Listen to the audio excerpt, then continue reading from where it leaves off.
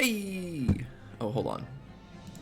Hey! Yeah, I gotta keep remembering to like actually hit the thing first before starting to talk, because I've been told from the YouTube section that people kind of just like jump to when the break screen's off, so they like miss the chat if I still have it on. Hi, hi, hi, hi, hi, hi, hi, hi, hi. Hello, hello, hello. Hi, time. Or I saw the first word you said was time, and so like my brain just jumped to time. Hi, penguin. Time to click buttons and hope for the best. Oh wait, that's 3 bests right there. Simply best. We gotta get a 4th one up there. And a 5th one, because this is case number 5.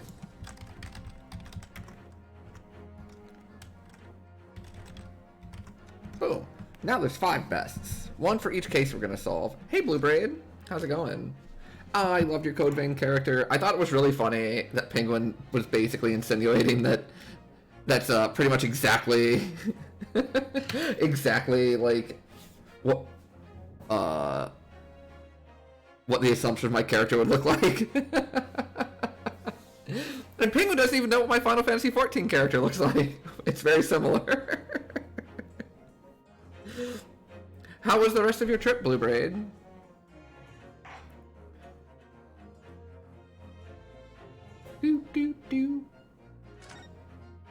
We just did our summation examination and swayed the hearts of the people around.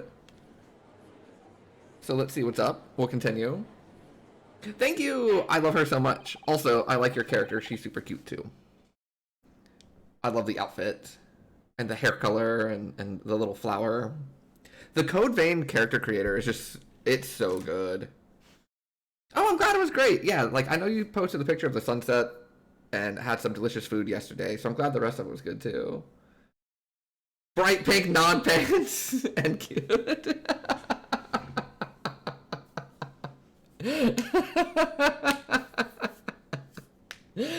Yeah. I wish it was like a running gag or something, Penguin, but it's really not. It's always like, oh, that's a cute character, and you're like, they're not wearing pants, it's a skirt again. I'm like, damn it. Witnesses, you will now retake the stand.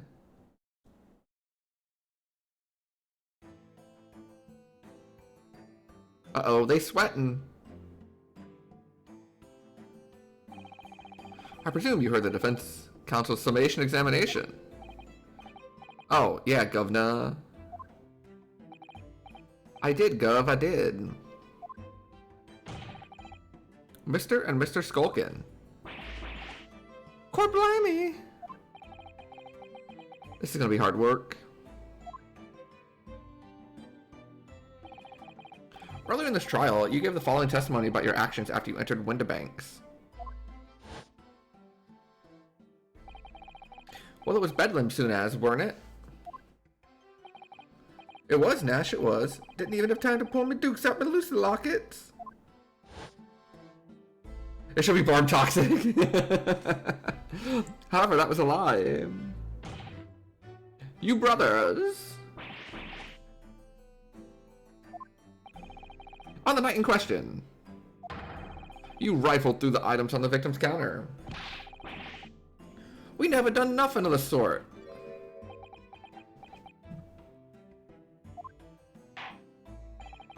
You will now give formal testimony once again.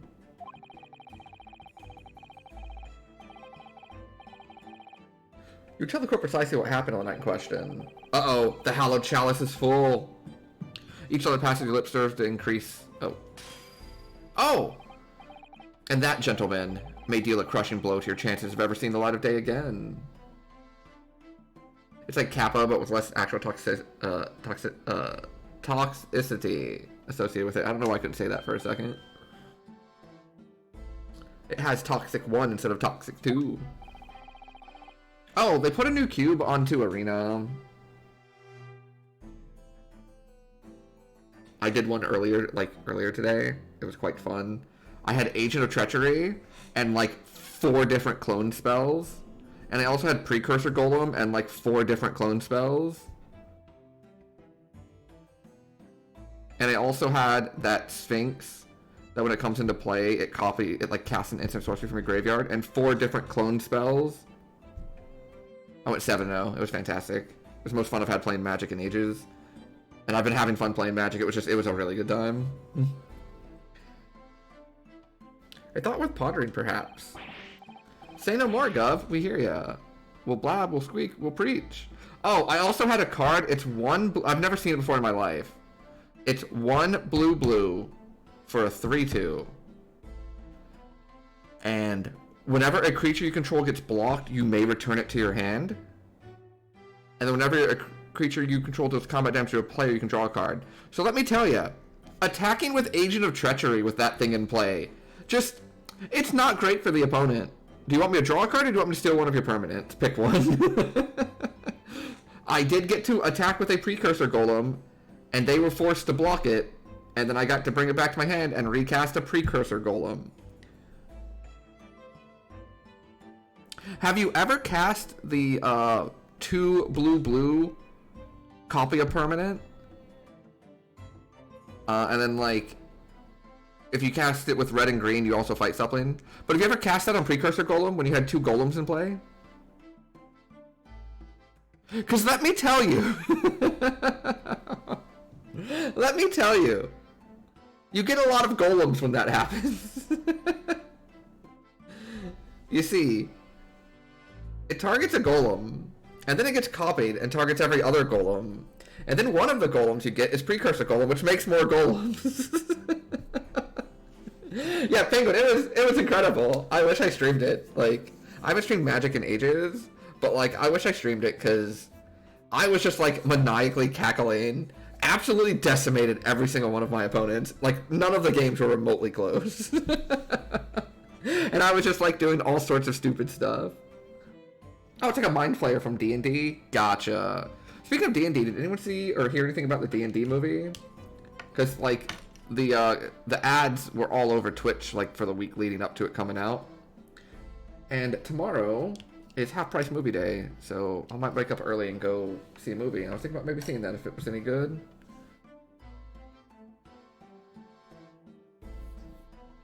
Say no more, Guff. We hear ya. We'll blab, we'll squeak, we'll peach. Thank you, Mario. A lot of surprising good things about it? Oh, then I'll probably go do that tomorrow. You ever heard of this awesome game called Code Vein, though? It's so fun, isn't it? I have, I have been pestering Bampy a little bit about it. Been like, hey, you wanna do that today? You wanna do that today? You wanna do that today? Because, like, game's fun. Alright, we did knock a few things over, but we weren't rifling for nothing. It was when we heard the gunshot, see? Made us both jump and all the stuff went flying. Lummy didn't have to give me a fright. We was thinking the shooter'd come out the door and get us next. We stuck everything back where we found it and scarpered straight into the black.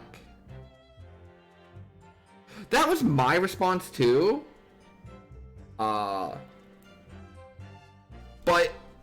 when I saw the preview for it, I was hoping that like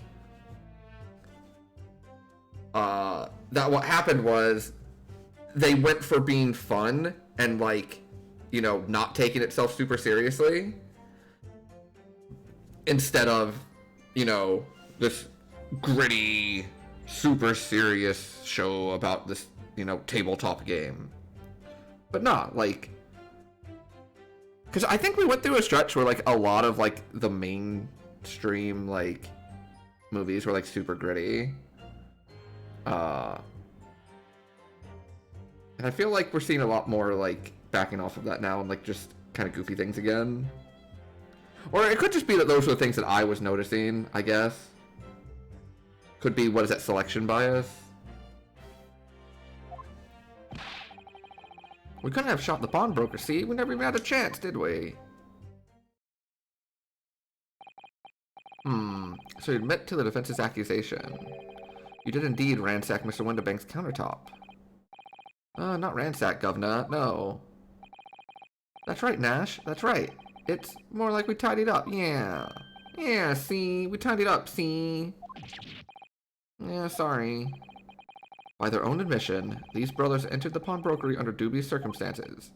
However, they panicked and fled on hearing the gunshot, having first made good their mess. The way you say it, we hardly sound like roughs at all. We don't, Nash, we don't. Can you make us sound a bit more cutthroat? Can't just be coincidence that these men showed up at Winterbanks that night. There's more to their testimony than meets the eye. I'm sure of it.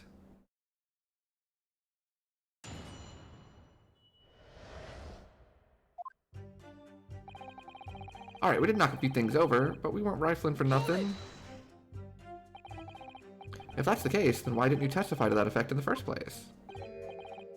Well, you know, we ain't exactly squeaky clean, are we? Yeah, we ain't, Nash, we ain't. If we admitted something like that, people would think we was up to no good.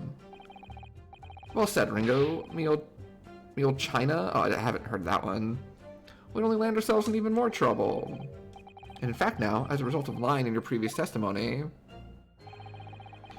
that's exactly what you've done. Land yourselves in even more trouble. Ah, well, that's rotten luck. Says the rotten apple eater. Witnesses? Explain your actions to the court. Why did you ransack the victim's counter? We never ransacked nothing. Right, Nash, right. More like we tidied the place up. Van Zeeks has had enough of their shit. Sorry. It was when we heard the gunshot, see? Made us both jump and all that stuff went flying. So what you're saying is, the sound of the gunshot shocked you so much, you knocked all those things off the counter. Well, it shocked one of us that much, yeah. This bag of nerves needs to learn to keep its shirt on. Look, it was loud, alright? Blimey, me dead granny would have woken up with that bang. Big brother screamed like a bloomin' baby and fell over on the counter. He knocked over a load of books, a candlestick, and some skull whatnot.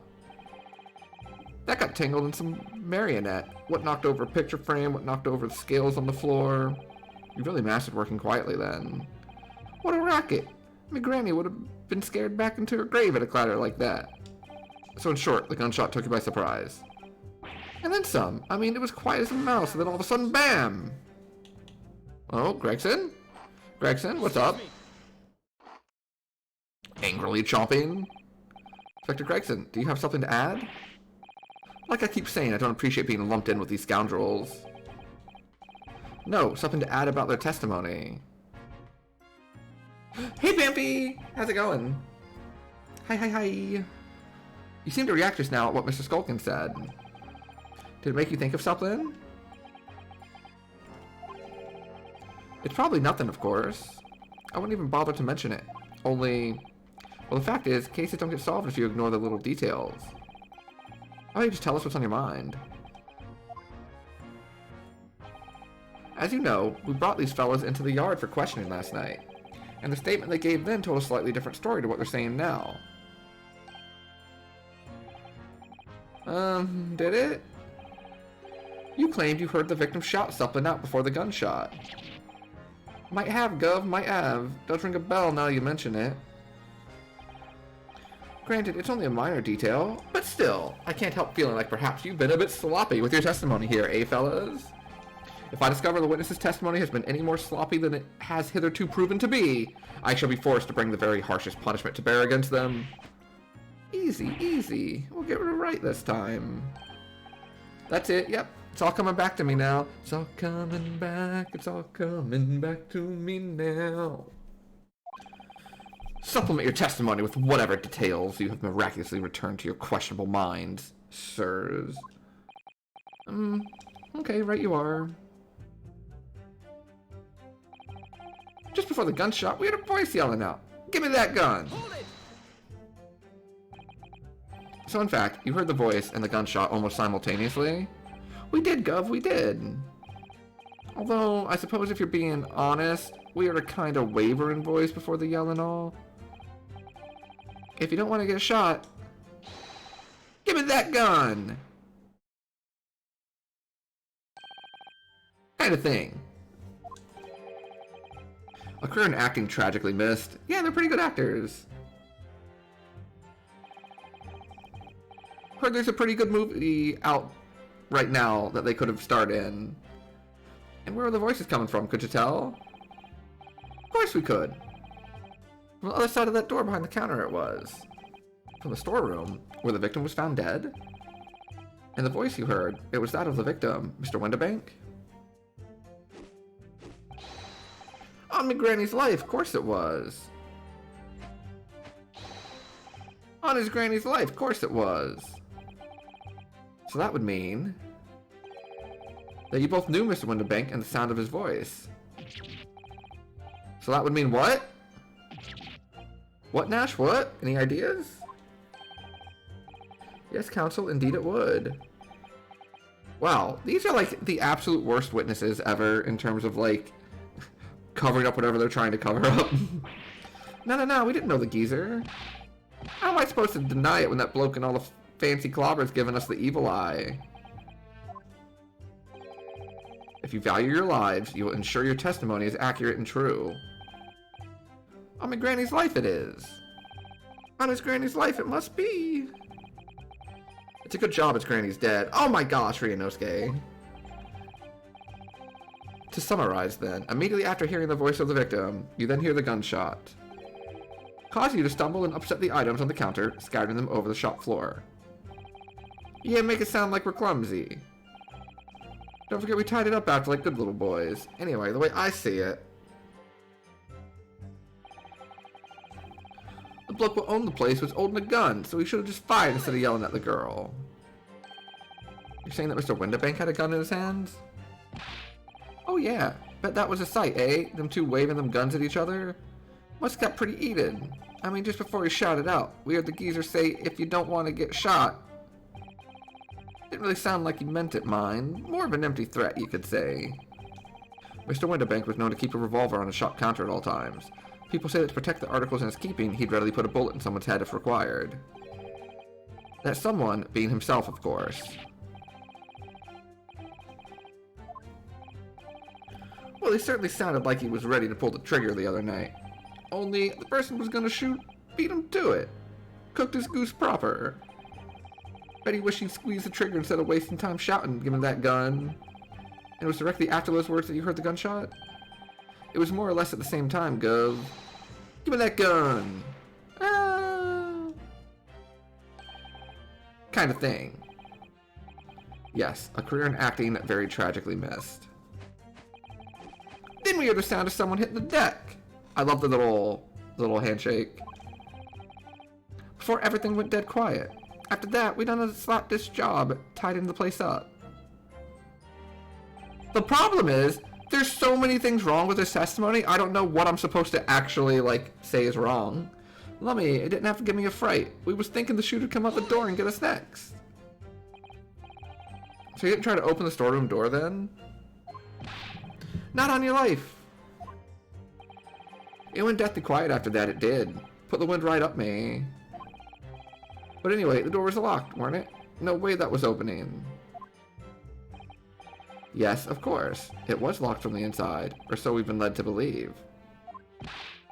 It was, Gov, it was, from the inside. Right, so we had no way of knowing what was going on in there, did we? Unless there was some other way to get a view of the inside of the storeroom. Like, through the keyhole, or a spy hole, perhaps. Don't ring no bells, don't light no lights. We had to cut and run before we noticed anything like that. We're still cutting our teeth in this game, see? But one day... we'll really cut the mustard. Please, cut it out. But as we know, behind that door was the victim's lifeless body, with the accused not 2 feet away. Yes, unfortunately.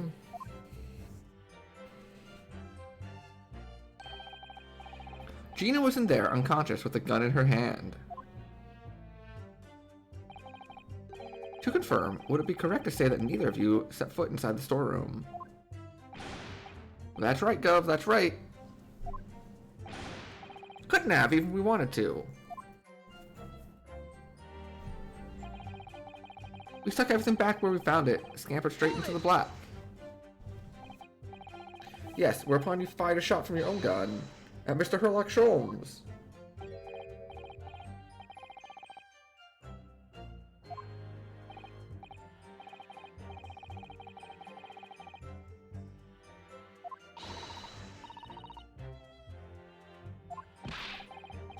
Good advice, miss. Good advice. Truth be told, my mind went totally blank. Before your mind goes totally blank, make sure you don't have a loaded gun in your hand. Mental note made, miss. After that, we legged it down the street, but... apparently, we looked dodgy to the coppers or something, so they dropped the Darbies on us. And after you'd been handcuffed, the police found this revolver in your possession, correct? Well, yeah. But listen, that proves it, don't it? We couldn't have shot that pawnbroker, see? We never had a chance, did we? Hold it! And why should we believe that? What? Well, because it's true, isn't it? The place was totally empty when we went in. At that time, the victim was already in the storeroom. Had been forced to open the door by the accused who had a gun to his head. In other words, on the night in question, these two witnesses never even laid eyes on the proprietor of the pawnbrokery, Mr. Windibank. Correct? You got it, mister. Down to a T. So the Skulkin brothers never actually encountered Mr. Windibank. Is that really true, I wonder? That's it? That's the full extent of their testimony. What is it, Runo? You look very fierce. I could pour you some herbal tea if you're tired. Oh, thank you, but I'm fine. Being such a logical thinker, you'll probably laugh. But I feel as though these brothers are still hiding something. Something important. It's nothing more than a feeling, though. I have no proof to support it. Feelings can be very logical at times. Sorry. People's expressions, the movement of their eyes, the words they choose. You can take all that in and your brain will quietly analyze it to come up with a feeling like you describe. You've concluded that there's something suspicious about this testimony without knowing why, that's all. I think you should trust your instincts.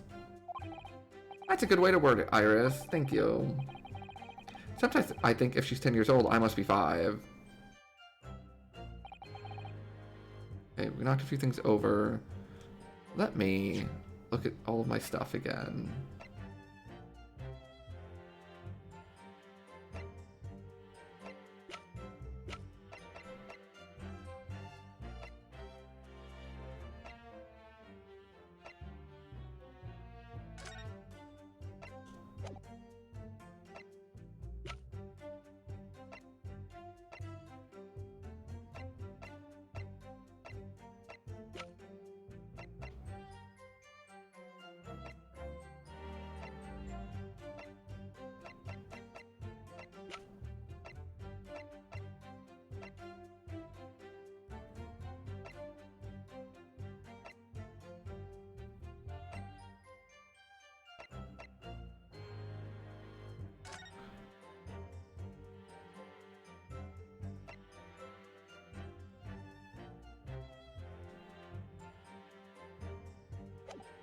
Okay.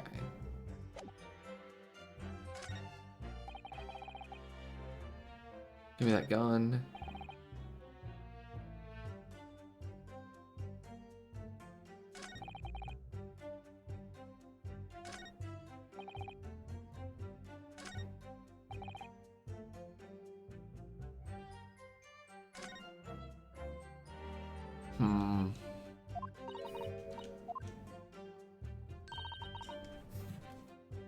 Oh yeah, go ahead and go through that again.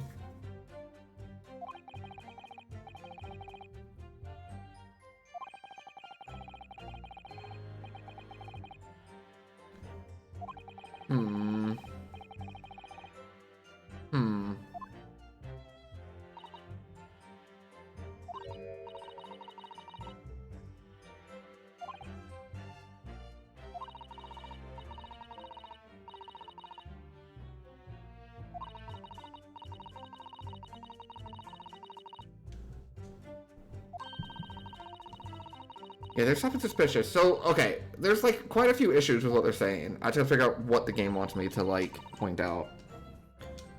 I have to present evidence, right?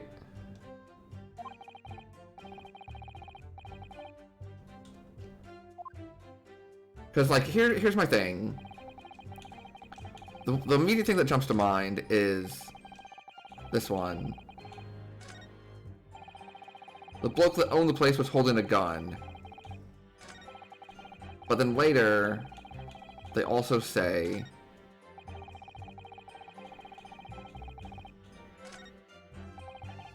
You couldn't have shot the pawnbroker, never had the chance. So, like... These two things are contradictory, because they're saying that they saw him, and then later they're saying that they never had the chance because they didn't see him. But I'm not sure what part of this I'm supposed to show, and to what.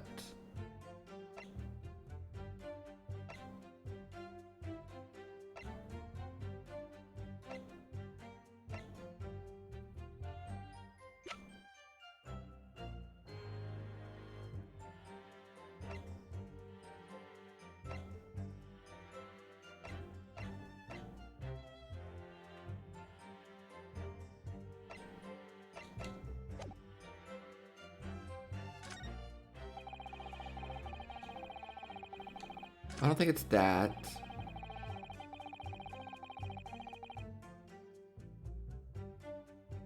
Okay.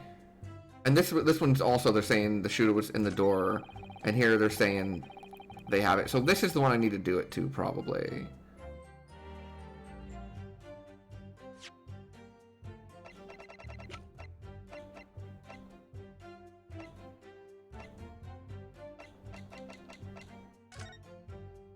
Oh, yes, okay. No. That's wrong. This is showing that Gina had the gun, not Windabank. Right?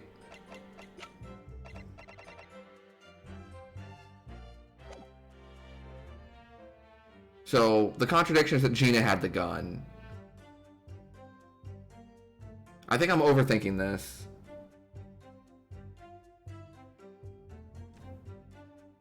Because, like, I'm currently thinking, how did he know he was holding a gun if he didn't have the chance? But I think what I need to focus on is, it wasn't Windabank holding the gun, it was Gina.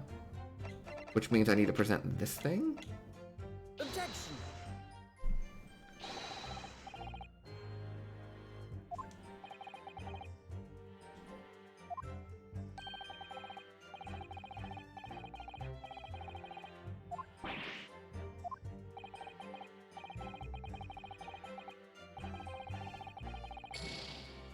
Oh, no, okay.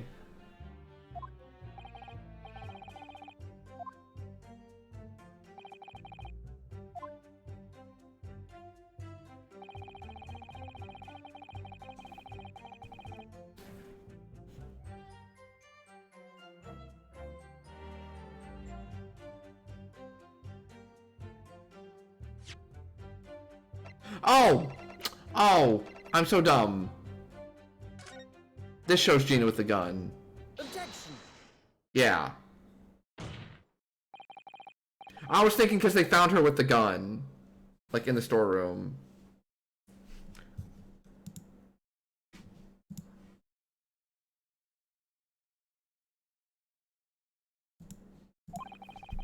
The victim, Mr. Windabank, was wielding a gun. Is that correct? That's it, Gov. You got the picture. Yes, Nash, he has, no question. Yet the photographic evidence from the time of the incident clearly shows that Mr. Windabank was not in possession of a firearm of any description. Objection. You surprise me. Does the defense really intend to highlight evidence that compromises the position of the accused even more? Furthermore, the defense has failed to establish that the photographic print presented was taken a suitably short time prior to the victim's death. Your chronology is severely lacking, counsel. Yeah, that's right. Too right, Nash, too right. Old geezer could have been about to turn the tables on the girl, eh? Hardly likely. No, I'm afraid this won't stand as conclusive evidence. Continue the cross-examination, counsel, and heed my earlier warning, witnesses. I love that little dance! A skulkin's never skulkin'.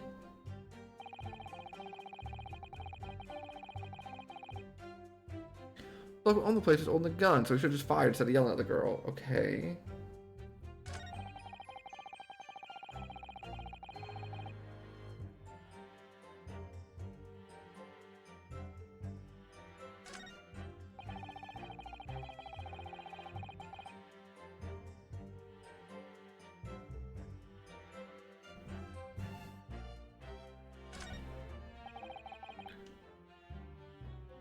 Penguin.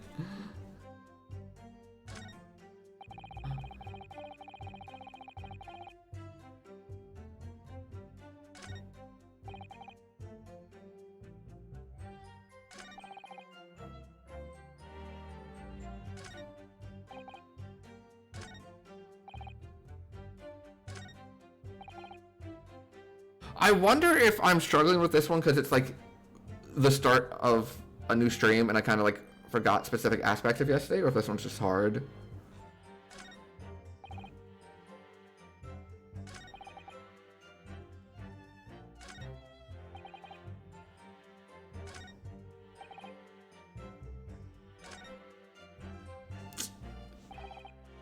Okay. Let me look at the court record here. One at a time. Redemption tickets. The box. Okay, the box hasn't come up yet. This is Gina allowing us to be her lawyer. The bullet.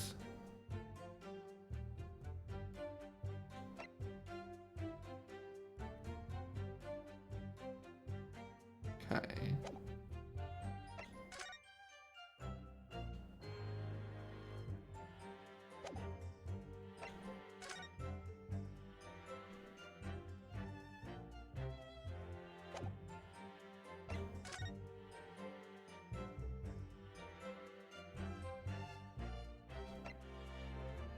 This is from the last one.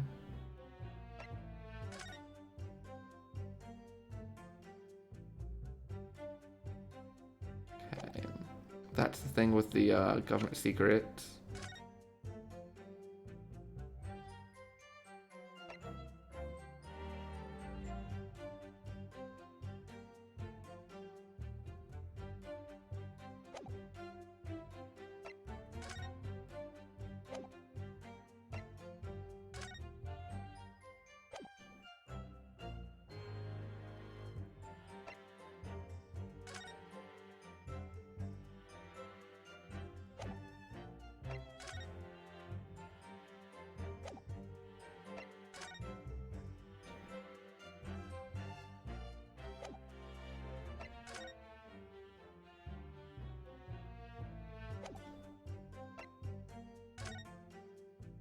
I never looked at this.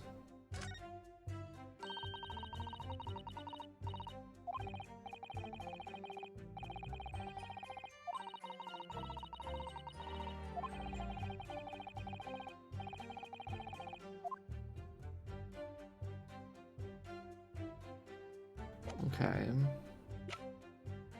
And that's it.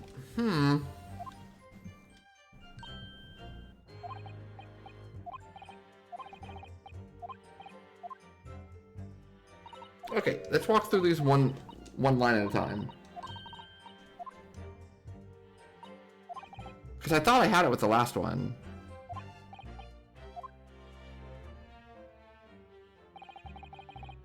We did knock a few things over, but we weren't rifling for nothing.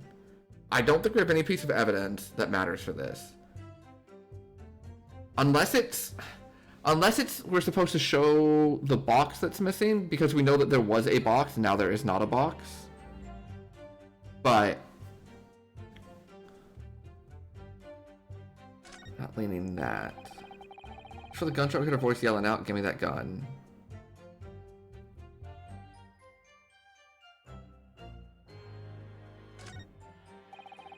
The bloke on the place is holding a gun. They should just fire instead of yelling at the girl.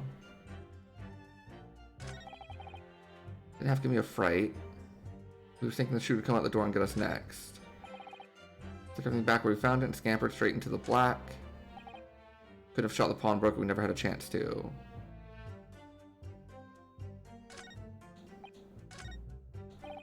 Okay, okay.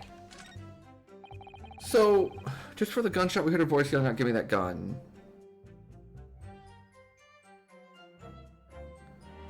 See, my confusion is they previously said it was like super quiet. So I've been assuming this is a lie, but what if this is true? Give me that gun. The bloke only place was holding a gun, so he should have just fired. We know Gina had the gun. Oh, wait, hold on. Wait. Let me think. I was thinking that she would come out the door and get us next.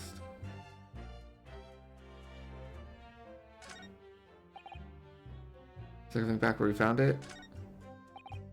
Gonna shot the pawnbroker. We never even had a chance. Okay, this has to be the thing I'm supposed to look at. You definitely did have a chance.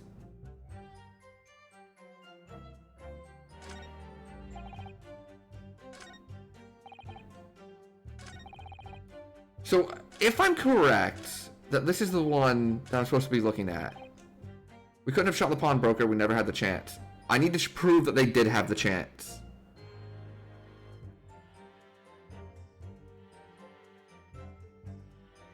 Okay. How can I prove that they had the chance?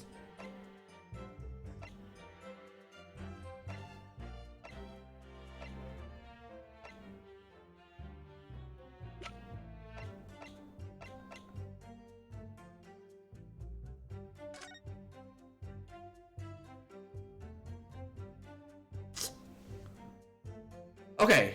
Oh, hey, Cronus. You didn't watch the evidence collection? Let me think. Yeah, I mean, feel free. I don't know exactly what's going on. Maybe something that someone says, like, clicks for me. Because I'm mighty confused right now. So, we were able to look into the room while the door was locked, right? Because it had, like, the window flap. So maybe, like, the layout is the answer, and I'm supposed to be like, no, you could have...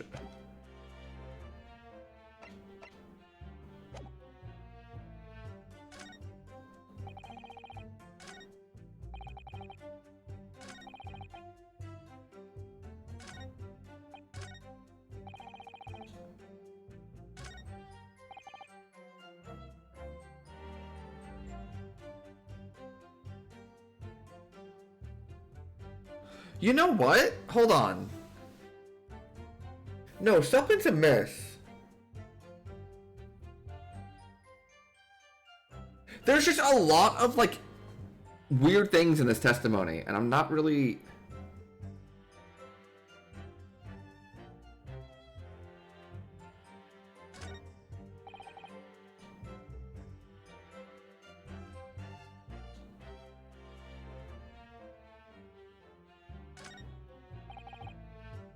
For the gunshot, we heard a voice yelling out. So we know Windabank and Gina were in the office.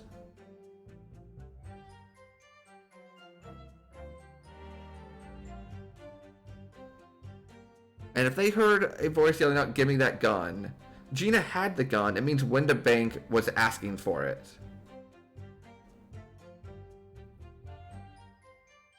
Which means... Yeah, okay. I see what you're saying. So if you say, "Give me that," you're facing the person shooting you. That's not how he was shot. And then right here, they're saying the bloke that owned the place was holding a gun. How do you know he was holding the gun? Like, here's my problem.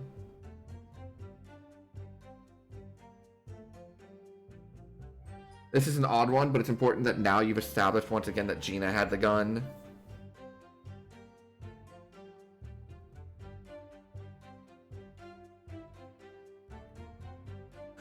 Okay, let me try to, like, map this out in my head. Let me try to talk this through. You're locked in the room. Gina has gun. Windabank is saying, give me the gun, which means Windabank does not have the gun at this point, right? Because they're saying they heard Windabank. So Gina confirmed has the gun.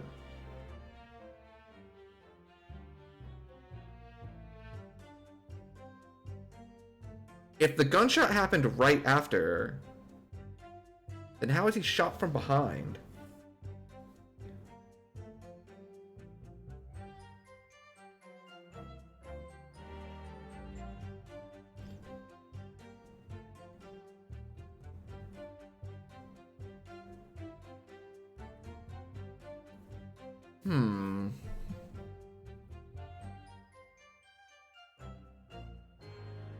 We know there was only two. So here's the problem. Here's the problem. We know that there's only 2 shots that were fired. One from each gun. Right? And we know that the gun from these 2 was fired in the lobby into the calendar. We've established that. So there's only one more gunshot.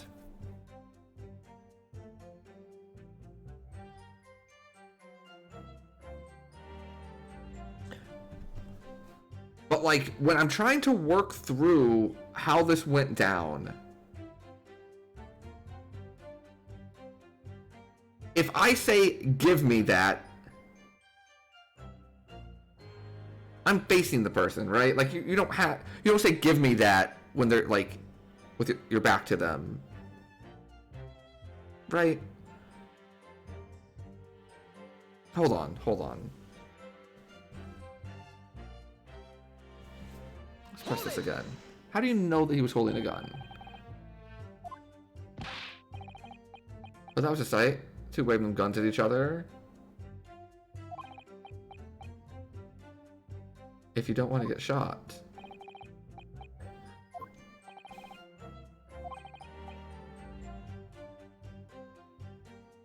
Wait. Say that again?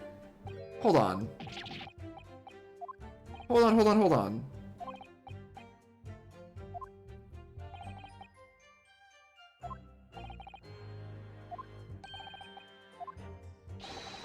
Wait a second. Hold on, they just told me something very important.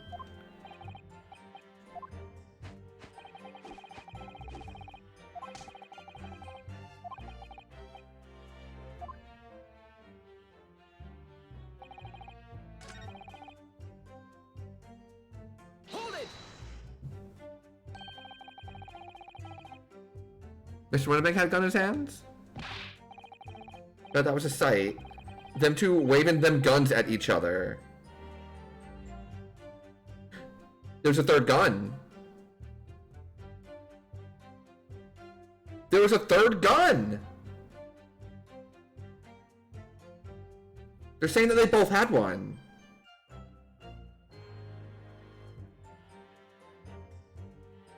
Which means...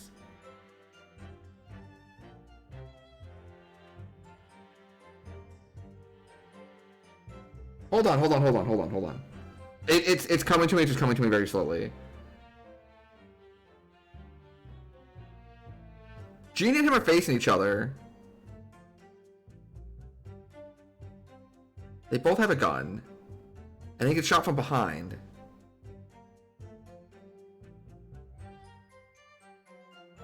It wasn't from their gun.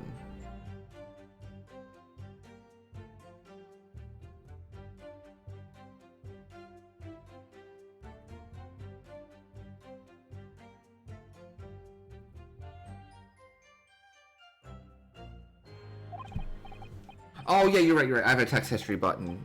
Let me do that.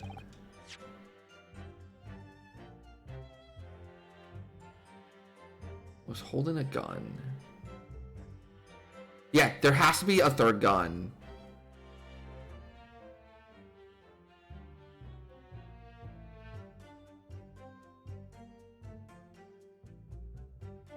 Okay, what do we do with that information? How do we show them what they want to see?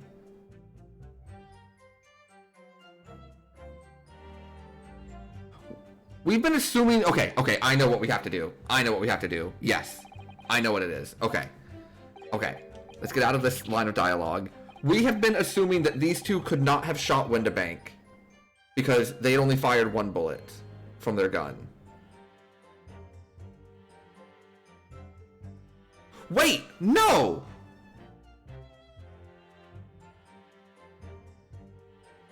Hold on. No, I have a new question.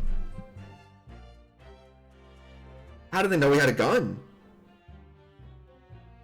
If he's in the locked room and they didn't see him, how do they know he had a gun? How do they know that there were two guns? Because there should only have been one. Officers only found one. The one that Gina was holding. So where's the other one? And how do they know it existed?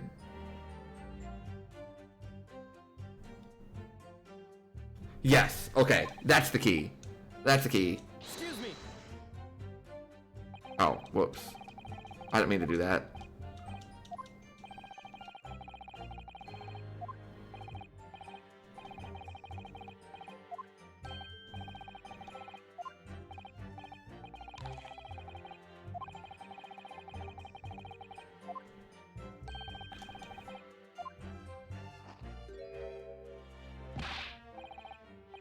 These chips are mine, I'm not sharing.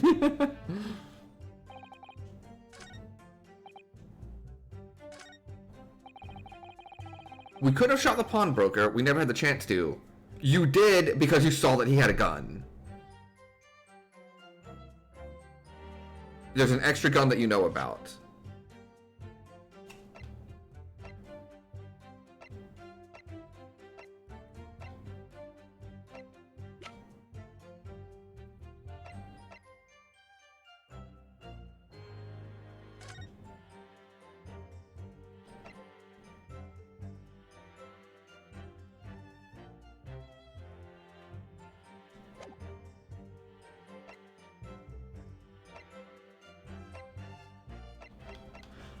I'm so confused.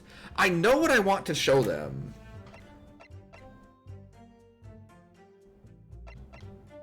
The one with Gina. This one.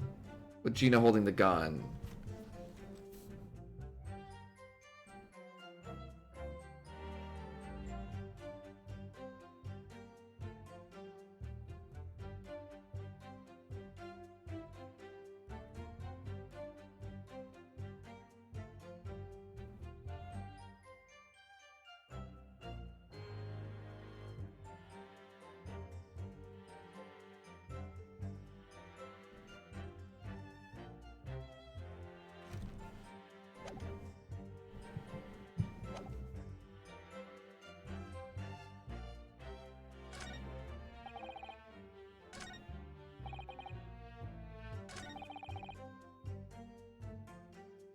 Hold it!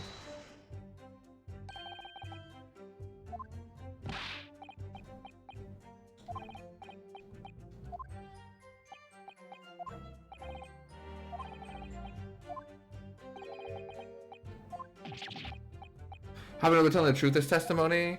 Oh, I don't think they are. I think they're like lying about something. I'm just trying to figure out what it is they're lying about. But like, they're saying that they couldn't have shot the pawnbroker, but they're also saying that they saw him with the gun. And so like, I don't think those two statements can be correct. Unless they're saying that like, ugh.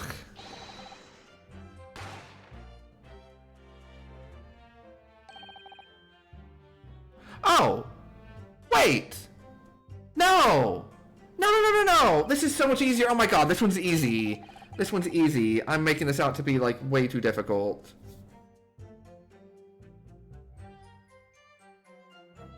This is way too Ow. Yeah, I'm like miles ahead of where this game wants me to be. You got shot in the back, dudes. You got shot in the back. Objection.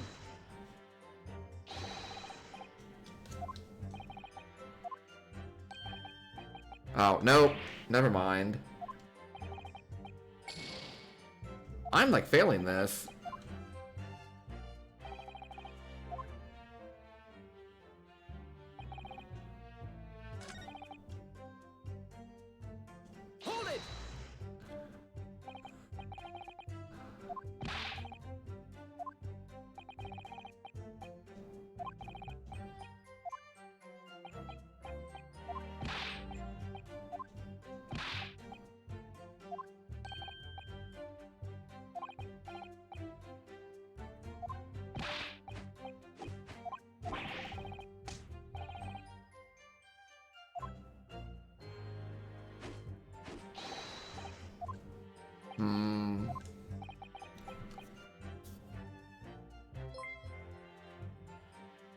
Hey Quinn, how's it going?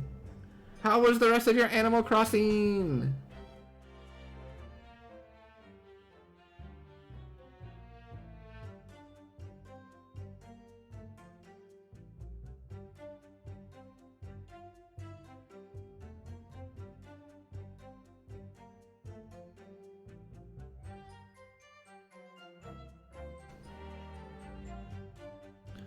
Yeah, silly hosts.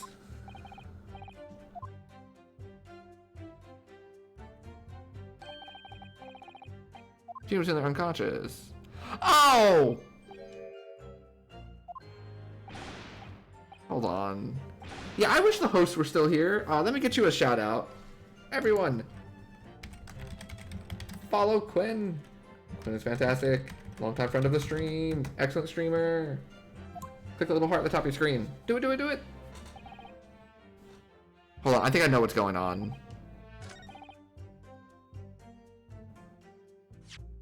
I think I presented the wrong thing. Here's the single bullet wound in the man's back. So you're saying that on the night in question, the victim, Mr. Winterbank, was wielding a gun. Is that correct? Ah. Yeah, I was way ahead on this one. Maybe not even ahead, maybe just like not doing what they wanted me to do. That was my bad. It was very simple. As soon as Banffy said, what are they acting out? I was like, oh, yeah, they're saying he got shot in the front, he got shot in the back. That's it, Gov. You got the picture. It's awkward.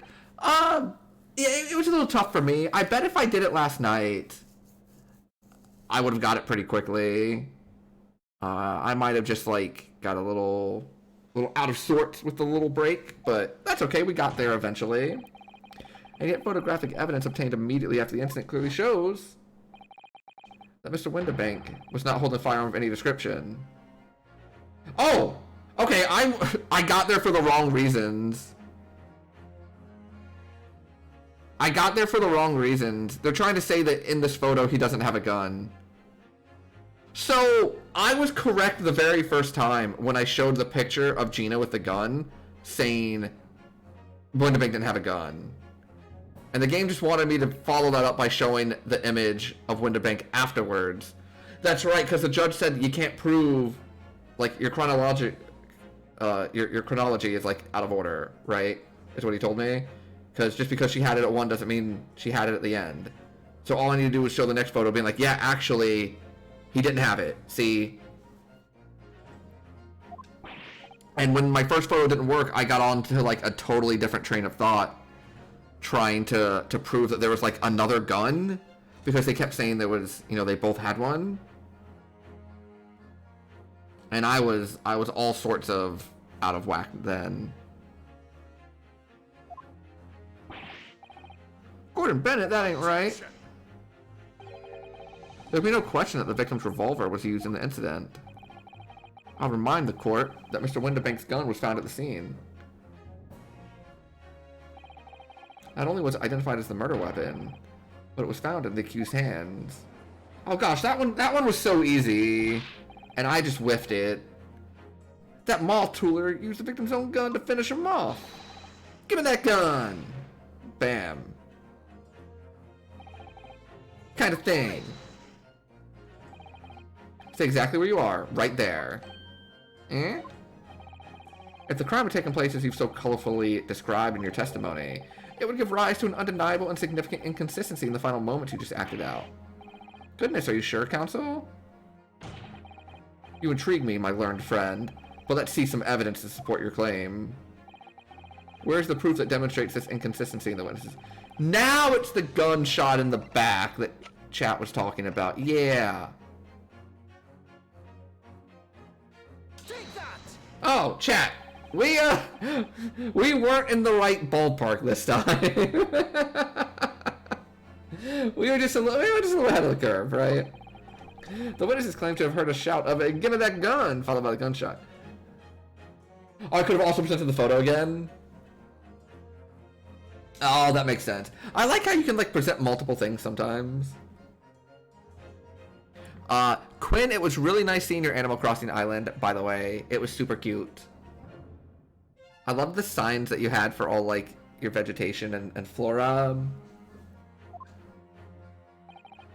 Indeed. With the two events happening almost simultaneously, or so we've been led to believe. Now that testimony is true. Yeah, so much pink. It would mean that at the moment of death, the victim and his attacker would have been facing each other. However, in the autopsy report, it clearly states that the victim died instantly after being shot from behind. So as I stated before, there is an undeniable inconsistency in your testimony, Mr. and Mr. Skulkin. Meow. But it's the God's honest truth.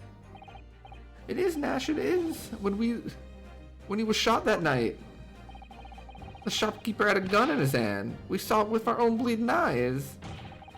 Did I hear you right just now? You actually saw Mr. Winterbank holding a gun? Oh, and now we're gonna get to that point. Okay, so there were a lot of things in that testimony that like seemed off to me, and I just could not figure out where I was supposed to go with it. This was the other thing I jumped to, which was, how did you not have a like? How do you know he had a gun if he was in that locked room? Something like that might have slipped out.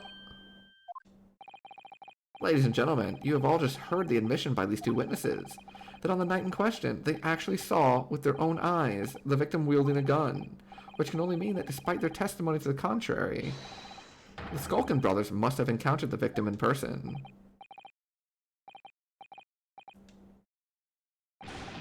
Meow.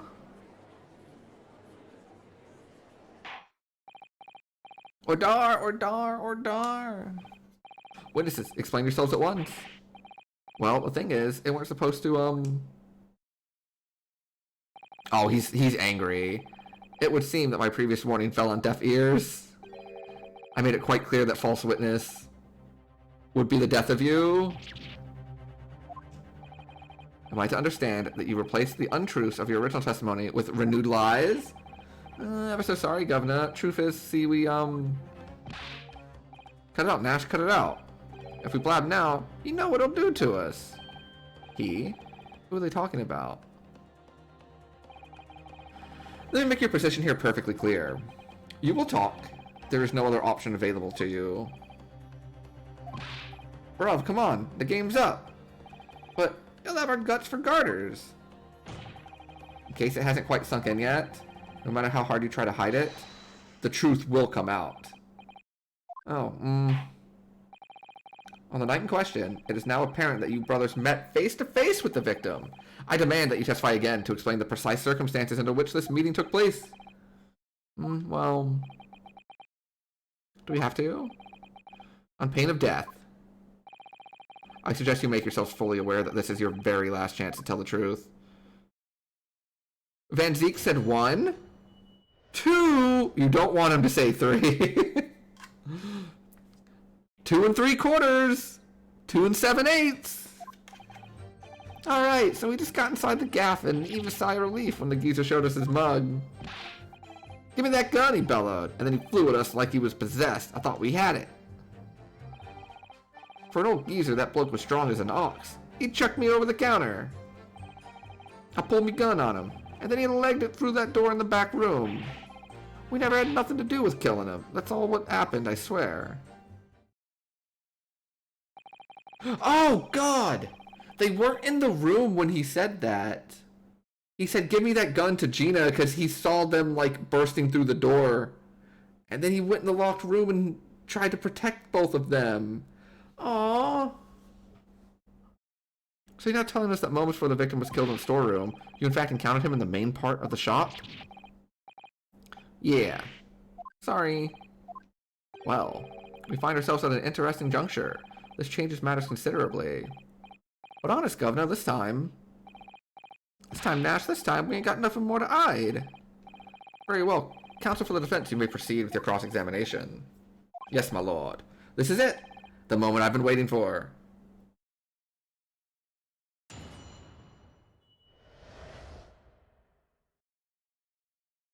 Encounter with the victim. Alright, so we just got inside the gaff and needed a sign of relief when the geezer showed his mug.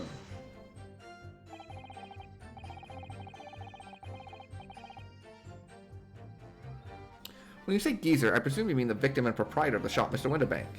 Who else? Sorry, I mean, that's right. We was keeping a close eye on the entrance to the gaff, obviously, but we never thought no one was going to come out of the back room like that. The back room being the pawnbrokery storeroom? Yeah, that must be where he popped up from. Only place he could have been. So it would seem the victim was already in the storeroom when these brothers entered the premises. You know, one of the things this game has done really well, by the way, among many things, is I like how they spell out a lot of the dialogue, where if you just read it the way it's spelled, it, like, provides an accent.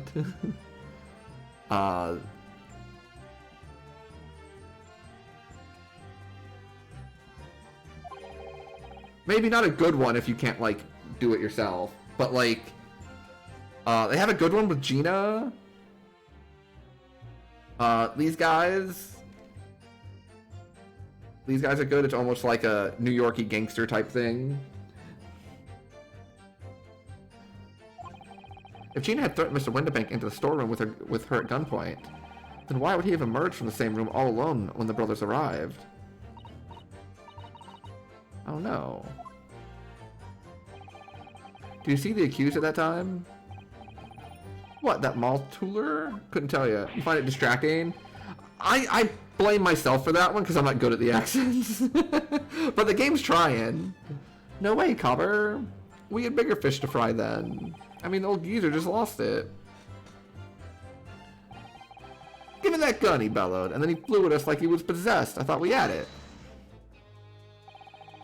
You mentioned that Mr. Winterbank shouted those words in your previous testimony. However, you claimed that you heard him yelling them on the other side of the storeroom door. Oh, did we? But the truth is, he was shouting those words at you, wasn't he? Well, yeah. Was the victim, Mr. Winterbank, wielding a gun at the time? Was he ever? Blimey lummy, a great ugly barrel he had pointed straight at me frontispiece. So what you're saying is, you definitely saw Mr. Winterbank with a gun at that time, is that right? It is, Gov, it is. Spot on. Then all of a sudden, he came at us, he did. It was bedlam. I didn't know who was going for who. Yo, shoutouts to Winterbank. Being like, nah, you ain't gonna rob me. You were clearly all going for each other. Like Nash said, we thought we had it. I mean, for an old geezer, that bloke was strong as an ox. He checked me over the counter. Yes, I noted that you mentioned the counter in your previous testimony, too. Well, yeah, of course we did. He knocked over a load of books, a candlestick, and some skull whatnot. I got tangled in some marionette, what knocked over a picture frame, what knocked them scales on the floor. So in fact, it wasn't the sound of the gunshot that shocked you and made you knock those things off the counter. A-time! Well, Big Bruv here went flying over the counter like a gunshot, I'll tell you that. Then the old geezer bend him. He did, Nash, he did. If you hadn't been there, the bloke would have flattened me like a bloomin' pancake in seconds. At the time in question, the alarm was raised at the local police station via a secret cable from the pawnbrokery. There is a button under the counter used to activate it, which was presumably pressed by the victim. That's right, when the brothers fled the scene and back onto the street, they ran straight into the arriving police, didn't they? Poor Mr. Winterbank, he did everything he could to protect his shop. I pulled my gun on him, and then he legged it through that door in the back room. We never had nothing to do with killing him. That's all what happened, I swear. Hold it! Were you intending to shoot Mr. Winterbank? No, never. I was just, you know, looking out for me bruv, weren't I? He was being flattened, don't forget, by a man whose shop was being burgled. And then, the man fled into the storeroom when you pointed your gun at him. Is that it? Yeah, that's it. He shoved me away, then ran off through that door and shut himself in. There's something about that last remark. Something that doesn't quite ring true.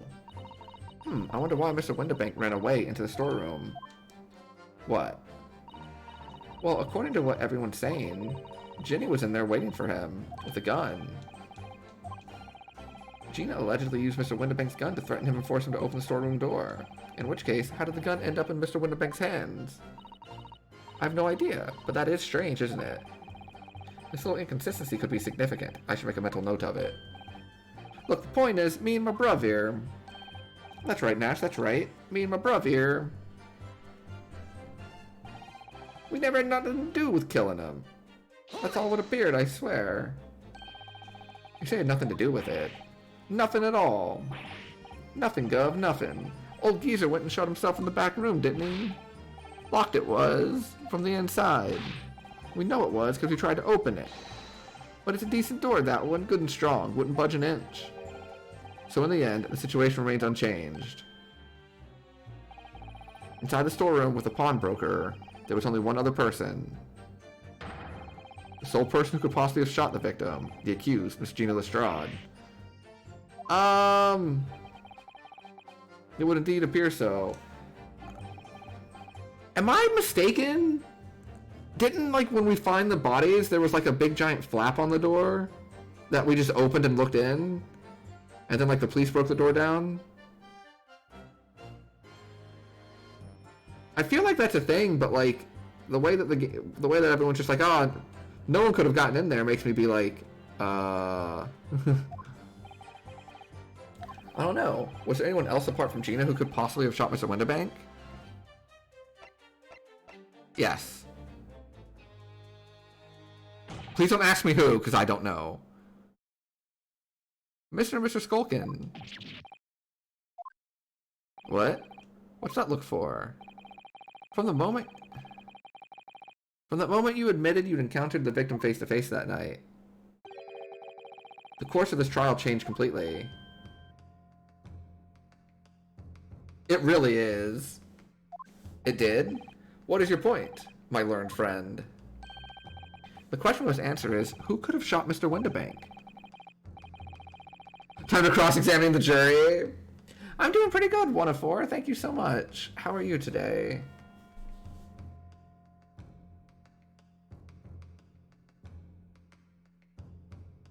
I had a nice little day. I had lunch with my dad, ran a bunch of errands.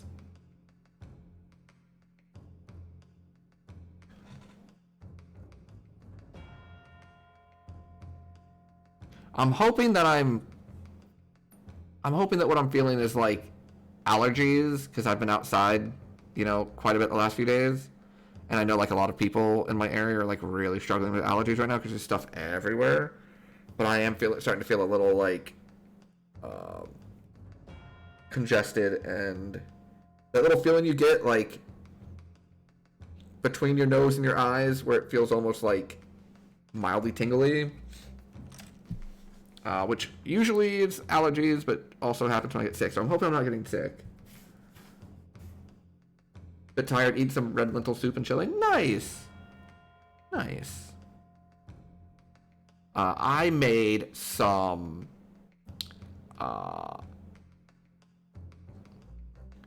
Mexican chicken tortilla soup a couple days ago. And let me tell ya, that shit was delicious. Had good kick to it. It was very tasty. Had good spices. And then, as always with soups, heated it up the next day and it was even better. Yeah, hopefully it's allergies. I know a lot of the people in my area are like having allergy problems way worse than they normally do. There's just stuff everywhere out there. And it is the belief of the defense that the defendant is not the only possible answer at all.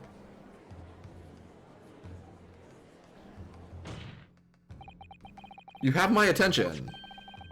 In that case, let's return to this plan of the premises. The victim was killed in a storeroom, which was locked from the inside. Those are the facts. So pray, what other possible answer to the question of who shot the man could there be? Counsel, you must now provide answers to the court in respect of 2 conundrums. 2? Indeed. Namely, from what location did the culprit shoot the victim? And furthermore, where was the victim at the time? Understood. Okay. I'm not entirely sure, but there's one thing I am sure about. If I can prove that there's a credible new alternative to what happened, it would change Gina's prospects hugely. This one seems easy. We know he was in the room, and I still think that flap is a thing, right? So they were here and they shot through here? Take that! The defense believe that the culprit could have shot the victim from this location here. And an answer to the second question? Assume the culprit fired from the location indicated. Where was the victim at the time? Take that!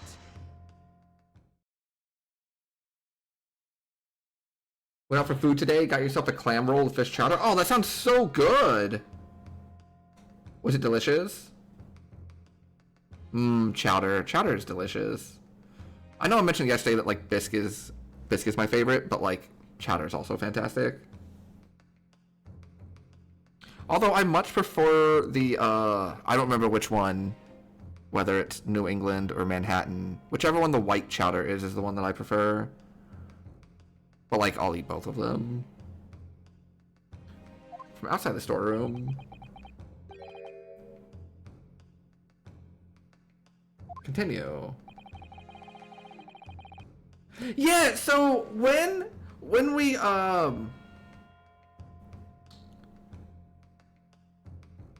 like checked the storeroom, the door was locked, but then we just like opened a little like flap on the door and you could see inside. This is a place where if you buy a pound of fudge, you get another free. Oh my gosh, I love fudge. I love fudge. I hope it was delicious. There's a place near me that sells like all sorts of flavored fudges, and every once in a while I go up there and just like gorge myself. Mr. Winnebank died instantly from a bullet wound in his back. Look at the stain of blood on the storeroom floor. It doesn't appear that the body was moved after death. It says that he was almost certainly shot while he was in the storeroom. However, the crucial point is, where was the shooter when the fatal bullet was fired? You were adamant that the shot was fired from outside the storeroom? According to the Skulkin brothers' earlier testimony, pulled me gun on him, and then he legged it through that door in the back room. If Mr. Windebank ran away through the door, we have to assume that the door was open at the time. Oh! Yes. As I was saying, you know, the door had to have been open because the flap was at eye level and therefore would not have worked. Chat, I'm better lucky than good this time. Fudge is really good. You get tired of it quickly since it's so sweet. It can be very, very rich, yeah, where you can only have like a piece or two. My mom has like a really good fudge recipe that I've tried to make a few times. It's never as good when I make it, but I'm sure that just comes with practice. Although I always I don't get annoyed when I try and follow a recipe that someone else makes for like food, because we've had this conversation before that, like, you know, baking is much more of a science than cooking is. So if I'm like making a normal food recipe and like it doesn't turn out as good as someone else's, I always go, that's fine, I'll get it with practice. It mildly bothers me when I do like a baking recipe and it doesn't come out as good as someone else does it when I follow their recipe, because like it should be impossible for it tastes the same every single time, right? Because like I'm following instructions very specifically. It's more of like like an exact science thing, and then I get like annoyed, like, why is this not as good?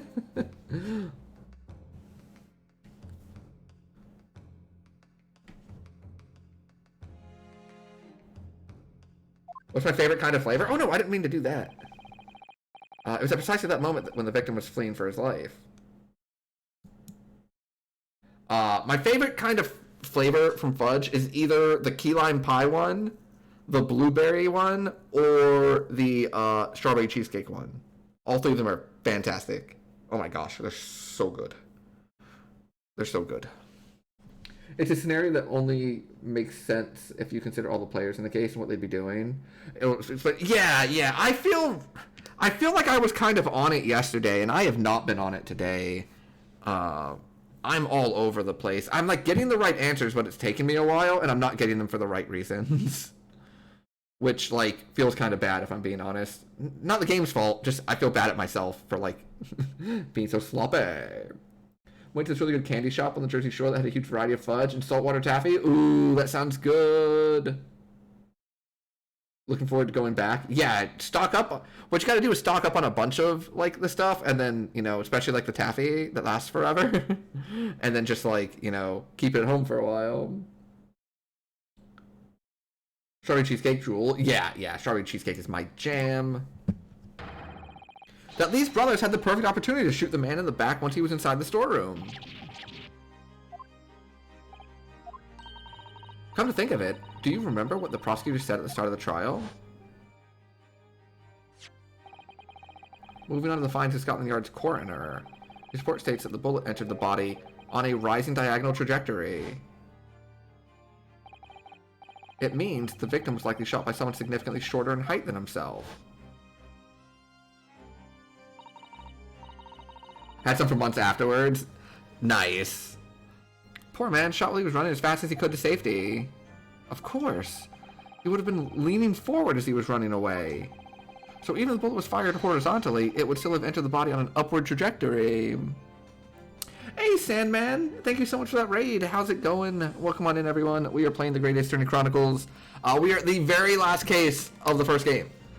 This game is fantastic. It's really good. So if any of you have a mild interest in playing it and don't want to be spoiled, that is your warning, because we are getting into the thick of it. How was your stream, Sandman? Let me get you a shout out. Hey, Delta. Boom.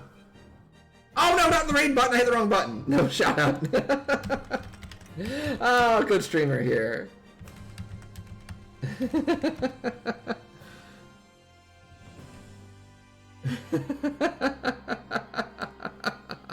that was real close. Almost sent it right back to you, Sandman. Can't stay longer. Delta will unalive you. Okay, well, have a great night. Thank you so much for the raid. I really appreciate it. Hope your stream was well. Hey, Pick. How's it going? Hi, Delta. Welcome on in, everyone. So, yeah, that's the warning. Oh, I love your Rose emote. I believe I have one of those myself. Let me...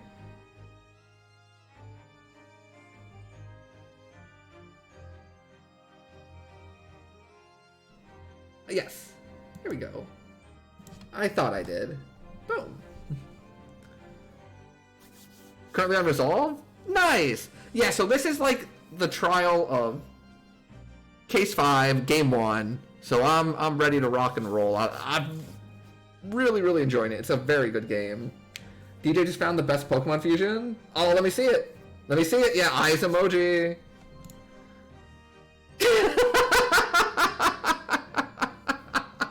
Ah, that is good. Okay. That is the best one so far that I've seen. That is a relaxing penguin. That game looks incredible. I really need to like get around to playing it at some point. It looks so good. Everyone seems to be having a good time with it.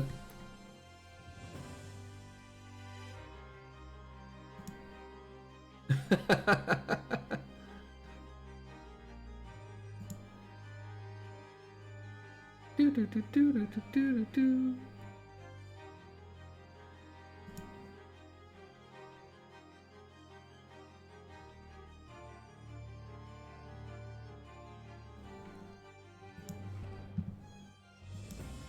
It's the penguin from Club Penguin. What's its name? Yeah, that's really good.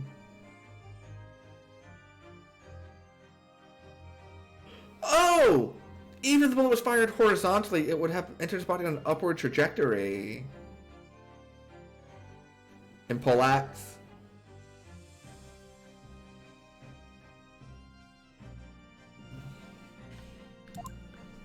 Oh, we're gonna have to think about how we've been viewing this case, because things might not be exactly how they seemed. So the culprit isn't necessarily someone shorter than Mr. Winterbank. I'm sure my learned friend can't have forgotten that the storeroom door was found closed and locked from the inside.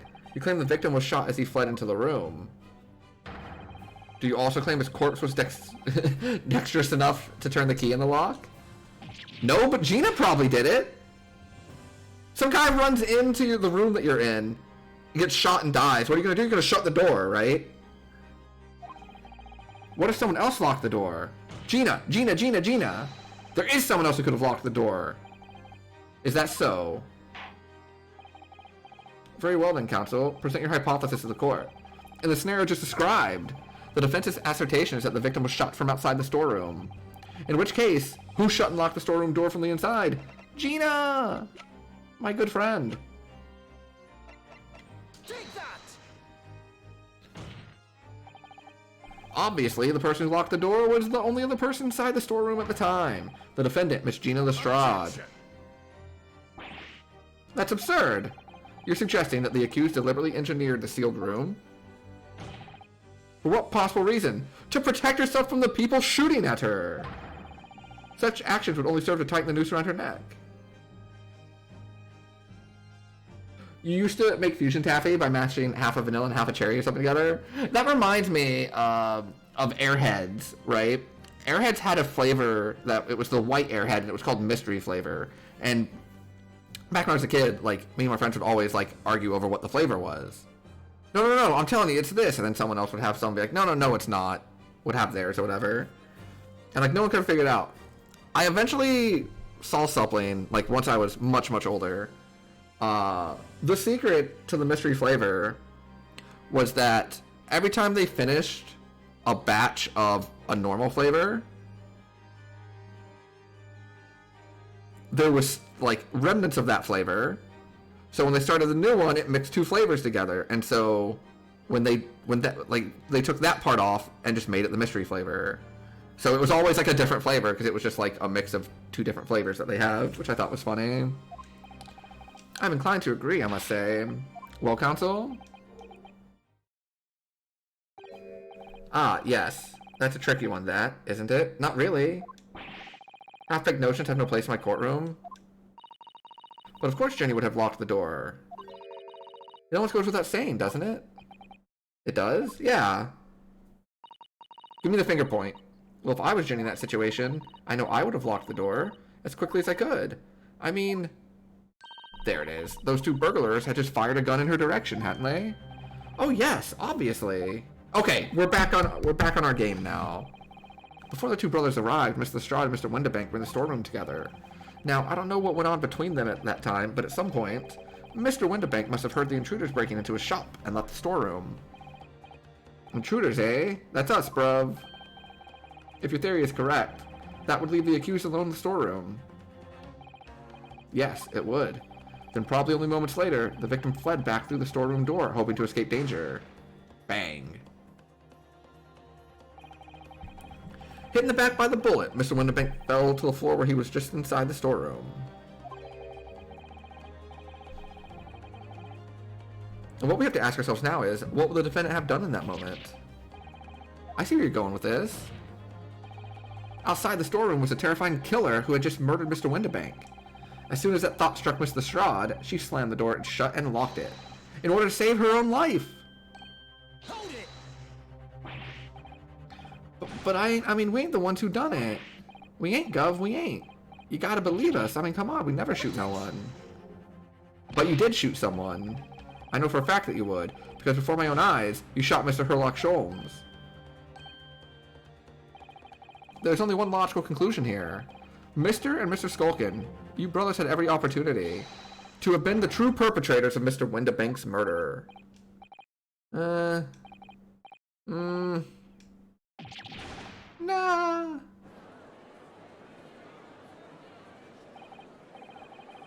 where does this leave us? You mean to say it wasn't the pickpocket who shot the pawnbroker? I should have known it was those three brothers. They look as shady as a dense forest. That was amazing, Runo. All the members of the jury seem to be firmly on your side now. I know, first time ever, and probably the last. Well, I think you've done it. Surely they'll have to give you a verdict of... Uh-oh. An admirable effort, my learned friend. What's this now? He's laughing? You find the situation amusing, Lord Van Zeeks? I myself find the defense's argument most persuasive. Uh-oh. The hallowed chalice! I dare say. Such chicanery is the bread and butter of the street performers in your provincial eastern nation. But such blatantly malicious conjuring tricks amount to nothing more than inexcusable pettifoggery here. Oh, pettifoggery is a word I've never heard before. I assume it's similar to tomfoolery. The hypothesis you put forward so ostensibly, credibly cannot and will not stand. Because, you see, it contains a fatal flaw. A fatal flaw? Do you mean to tell me that you're unaware of your logic's failing? I say, Lord Van Zeeks. Might be an idea to explain this bally conjuring trick or whatever it is to the troops on the ground, The fatal flaw in my learned friend's argument is really very simple to understand. Oh no! Assuming you're not too dim-witted to count bullets. Oh, yeah. No, it's still just 2. No. Ah, shit. Because Gina had the gun.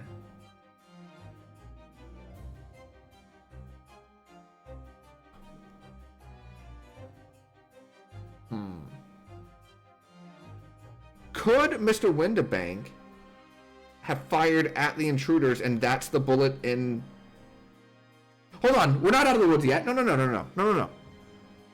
We know that there's 2 bullets. One, towards the front door, hit the calendar. One, into the back of Mr. Windibank. I don't know why I did sound effects, I'm so sorry. We have assumed that the order was the brother's bullet into the calendar, the one from Windibank's gun into Windibank. But all we know is those 2 guns fired a bullet, right? The sound effects are great, keep it up. Okay, I appreciate it. I wasn't sure. It's the same thing as when I do accents and stuff, where I'm like, I get a little bit into it, I go, wait, hold on. Maybe this is too much. But, what if it's the other way around? What if Windibank, seeing the intruders coming in, fired at them and missed? But he only had 1 bullet, because he only keeps 1 bullet in the chamber. And now he has to flee. So he turns tail and runs back into the storeroom. And then the brothers shoot their gun. Bang. And Windibank dies. And then Gina shuts and locks the door. Is there a flaw in this? No. 2 guns, 2 bullets, 2 shots.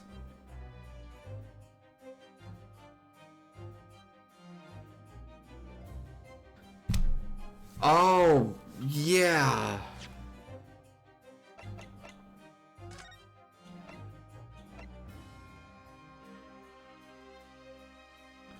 Oh, yeah.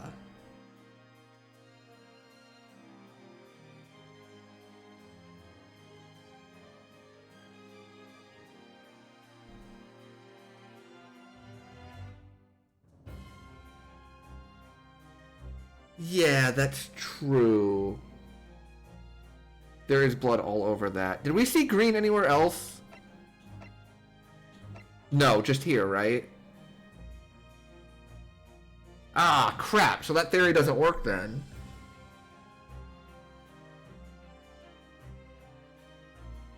Oh! No, this has to be Sholmes' blood.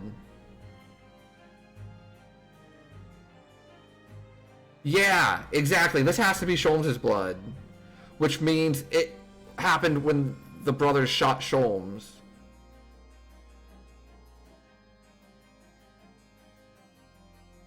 which means the bullet in Winter Bank is from that gun.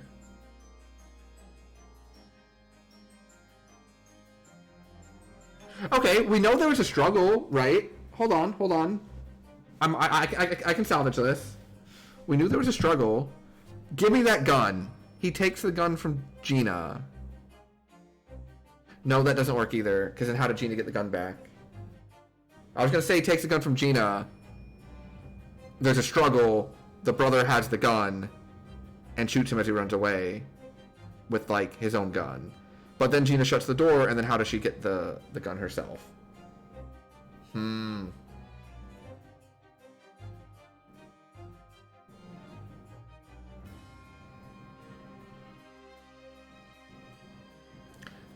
Okay, let's go back to what I said earlier, that they both had a gun.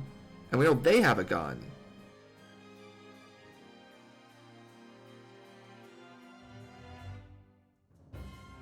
Okay, wait. Hold on. No. New plan. I've got it. I've solved it. Okay. I honestly think I got it this time. The brothers in their testimony said that they both had a gun. Both Gina and Windibank, right? And we didn't disprove that. This...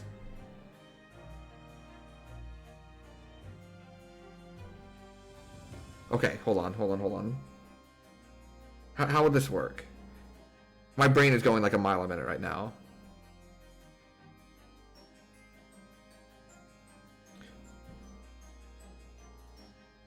If there's a third gun, like they said in that testimony and we talked about earlier, Gina's holding this gun.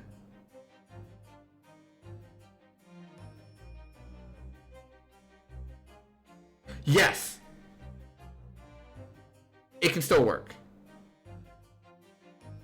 Right? Shit. Hold on. I'm trying to work it out in my head before I start talking about it, but, like, I think I'm just gonna have to start trying to, like, talk it through instead of saying hold on to y'all repeatedly. If there's a third gun, we can have a bullet here, a bullet through Windibank,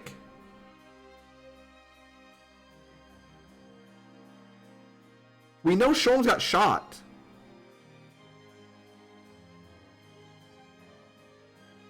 But the bullet could still be in Sholmes, right? Because if there's 3 guns and 3 shots...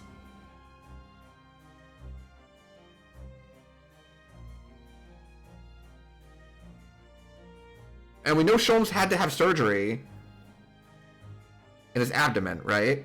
Because, yes, hold on, yes. I've got it. Look at how high the calendar is.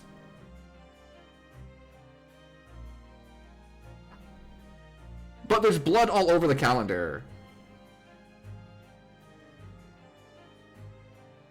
We don't have evidence of a third gun at all other than that testimony, and I'm trying to work through, like, what it could be.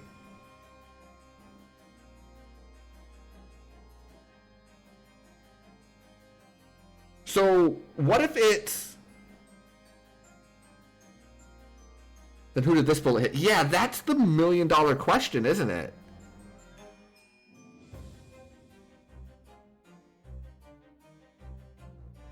Okay. Either there is if there is a third gun, then there is a third bullet, which means there is a 5th person here. Because we know it's not one of the brothers.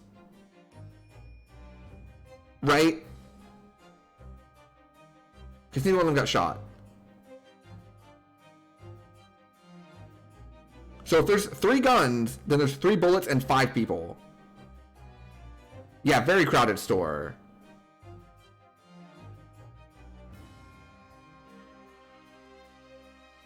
But,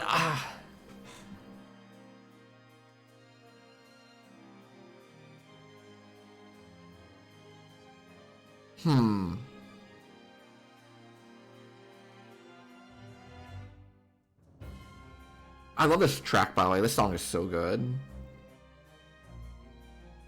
I have no idea who it would be, though. Unless it's like... Unless it's like their third missing brother, like maybe all three of them came in here. And then like the missing brother got away. Yeah, Van Zeke's theme is very good.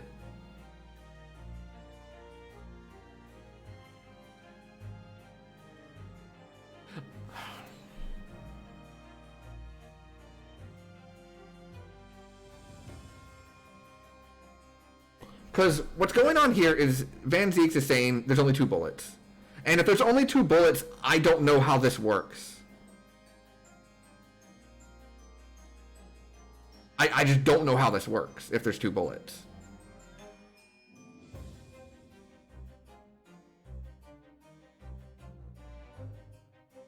You got this one?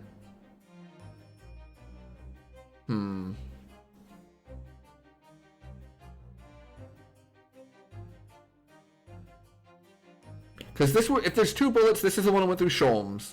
And Sholmes' blood is green. It works pretty easily if I just say that Gina shot Winterbank. No! She would never! If they give me a character that I like this much and actually make her have done it, I'm gonna be so sad. At least McGilded was like a scumbag and I already didn't like him. Okay. Alright.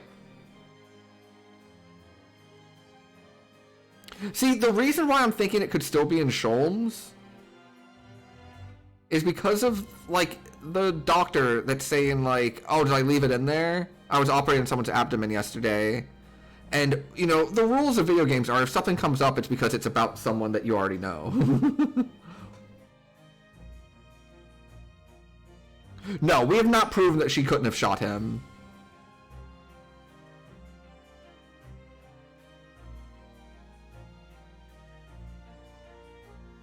We provide an alternative theory, but it's not proof. Because it's still very possible that he shut the door and then she shot him. Yeah, one that mathematically does not work unless I go way off the deep end.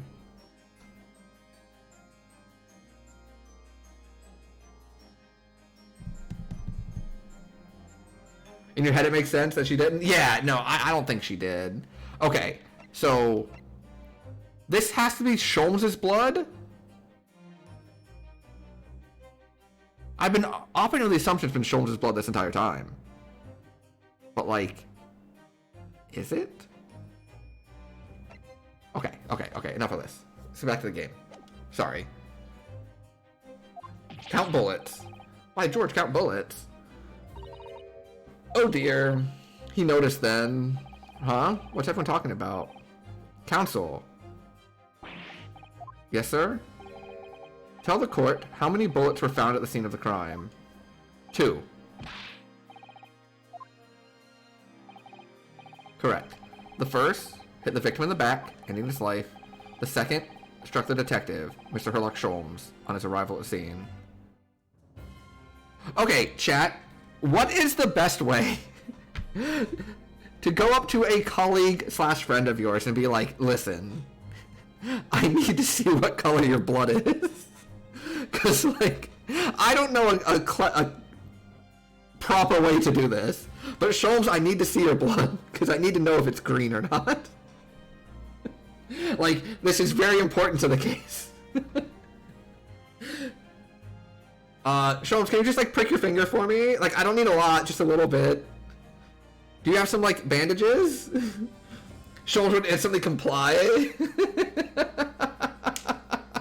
You know what? You're exactly right. He made the thing. He would totally comply.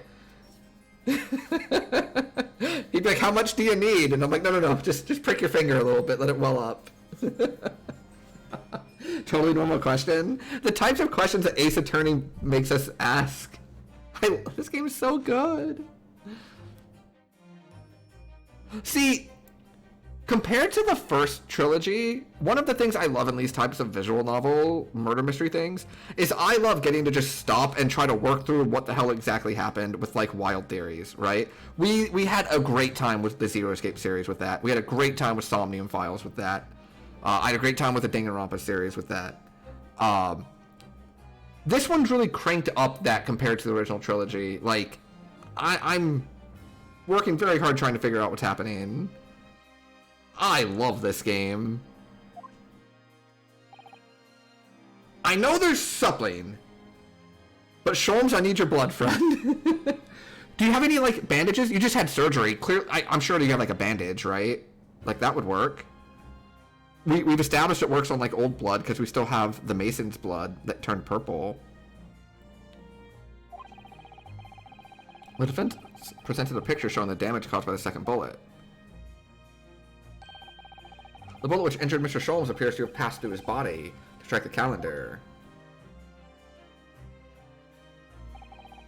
Your lordship's understanding is correct. Furthermore, we know there are 2 firearms involved. Yes, but the brothers said that they both had a firearm, and then the brothers have a firearm. So there should be 3 firearms. The revolver belonged to the victim, Mr. Windibank, and the Skulkin brothers' revolver. The evidence shows that a single bullet was fired from each gun. Dose. Now then, my learned friend. You yourself told the court only moments ago that these 2 brothers shot Mr. Erlach Sholmes right before your eyes. Yes, I did. If the single bullet that was fired from the brother's gun hit Mr. Sholmes, it means... Windibank not shot by same gun, stop. Only 1 bullet, stop. This Nippany Street performer presented an ostensibly credible argument. However, it was never anything more than a diversionary trick with no hope of standing up to scrutiny. Hey, it's a description for me. Ah! Alright. Alright. Ordar. Oh no! The whole bottle! Pray forgive the discourtesy of flanking the dregs of this hallowed nectar into the public gallery.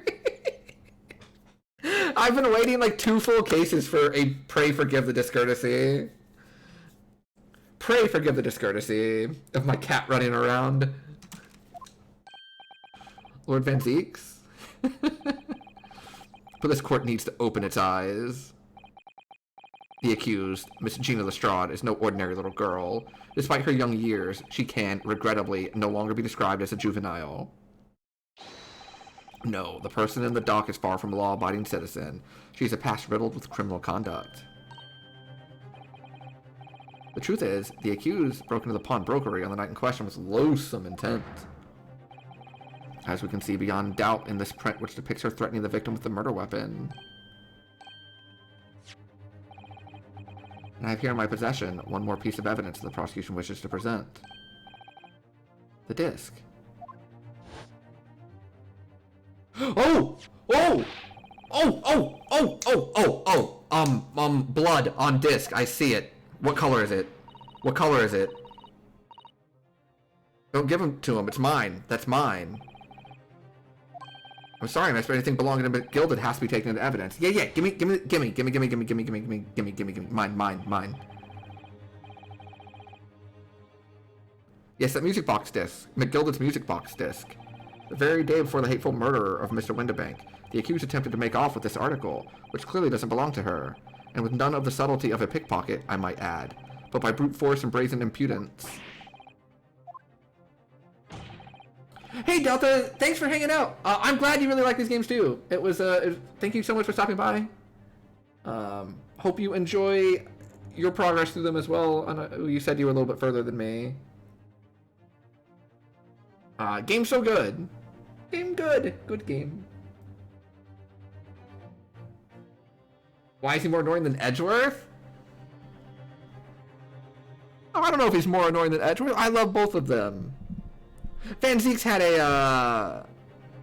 he had an unfortunate opinion during the stream yesterday, but you've been watching the VOD, so be sure to turn back in. Love to hear. I am very, very glad that people have been able to catch the VODs. Ever since I've moved everything over to YouTube for VODs, like, I've had so many people come in and mention that, like, they've caught up on VODs, and they really appreciate it, and, like, it makes me very happy. And thanks for the good luck. Have a wonderful evening. Not happy I'm throwing back wine? Listen, the man has good taste in beverages. He is not going to drink the dregs of the bottle. Any sympathy for the accused on account of her years is misguided and dangerous. There are no depths to which this girl would not stoop if pushed. No crime she would not commit. You know, all I'm saying is if my local courthouse had someone like Van Zeeks doing stuff, I would totally just spend some time every week going up there and watching it. I understand why they have a, like, gallery. The court forgets the fact at its peril. I see. I think it would be prudent to take this music box disc into evidence. Yes, it would. Gimme, gimme, gimme, gimme, gimme. No, don't hold it. Lord Van Zeeks. Inspector? Yes, Inspector? We had a meeting yesterday at the yard with the prosecution service. I think it was agreed that the disc wouldn't be used as evidence. What's this about? Why is the inspector acting strangely? Yes. What is going on? That's the first time he said anything to Van Zeeks at all. I'm unaware of any such meeting. But those were the instructions, right from the top. The government bigwigs were insistent. Inspector, I'm the prosecutor, and I alone determine how to present my case. You know, I can say a lot of things about Van Zeeks, but one of the things I can say about Van Zeeks is,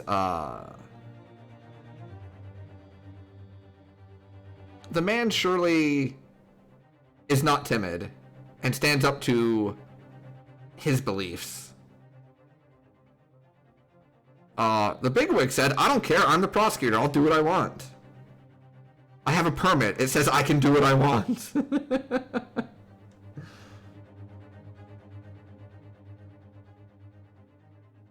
Yes, those are accurate words too, 1 of 4.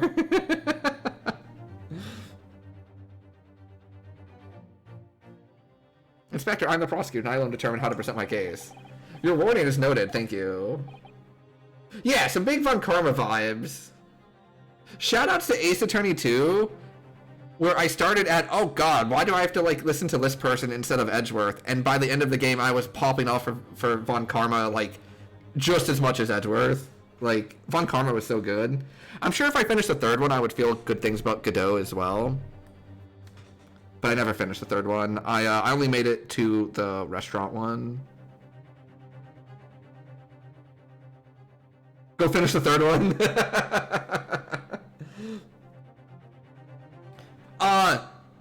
Big Von Karma, yes.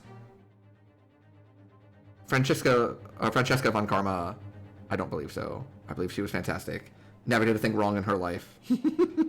I will defend her till the end of time.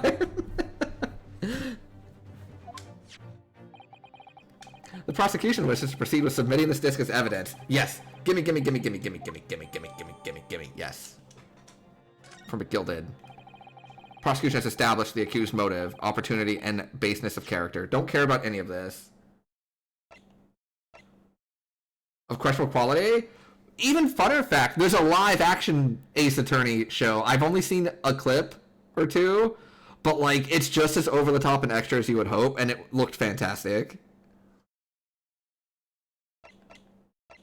Give me this disc. Disc, disc, disc, disc.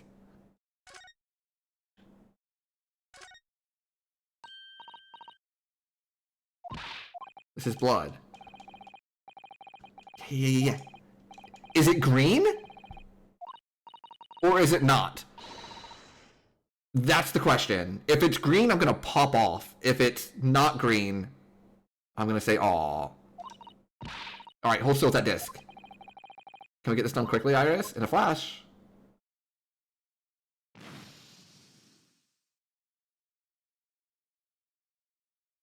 Oh! The blood's not Sholmes's! It's not Sholmes! It's not Sholmes!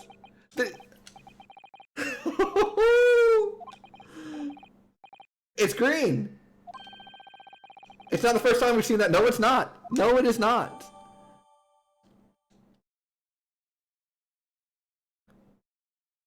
The live action movie owns? I need to find it so I can watch it, because, like, the clip I saw of, like, everyone fainting was incredible. And I pray that there's, like, the bird scene in it. The reason you bring up the anime is because it had at least one flashback scene that was not in the games. Edgeworth and Francisca as kids? Oh, that's so cool!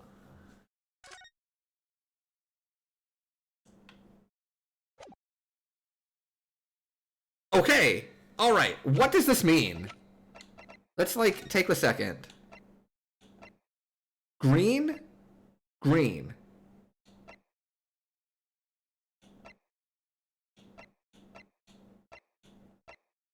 Yes. Okay.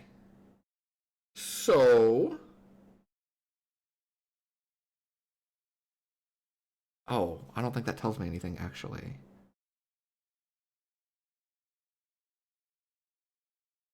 Because we don't know who this blood belongs to. We just know it wasn't Sholmes. Which means... Oh, no. McGilded... This was McGilded's... It was in his coat pocket from, like, months ago. McGilded is, like, very dead.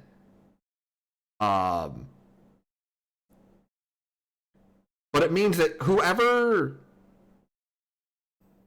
handled this disc is the same person that was there and got shot.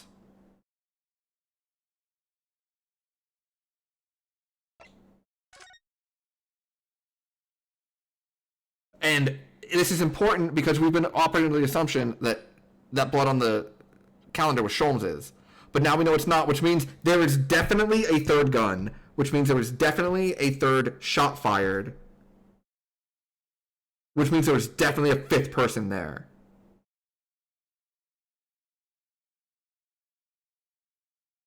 Oh, streamer doesn't know? Oh, no. Oh, streamer doesn't know, followed by a sip emote.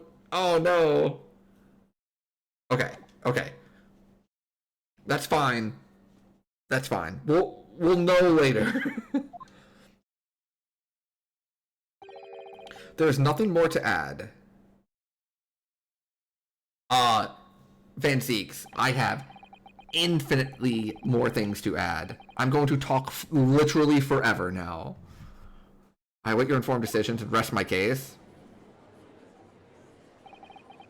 I don't believe it. I had the jury on my side for once, for all of 5 minutes. Oh dear, it wasn't even for 5 minutes, Runo. My lord. Wonder if I might say something at this point. Proceed. Been stumbling about in a bit of a fog up till now, truth be told, but all of a sudden, the answer's bally obvious to me and my men. Only one thing for it. Alright. Give me my summation examination. Yeah, guilty. Guilty. Guilty. Guilty. Guilty. Guilty.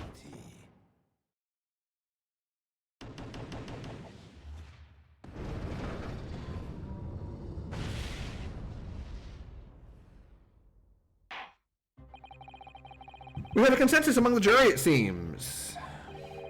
When you have eliminated the impossible, whatever remains must be the truth. That's my line. I wrote that for Hurley.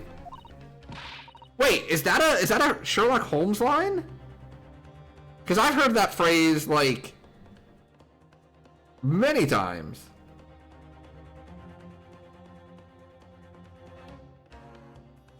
Interesting. I always thought it was said by like a real person. Today I learned.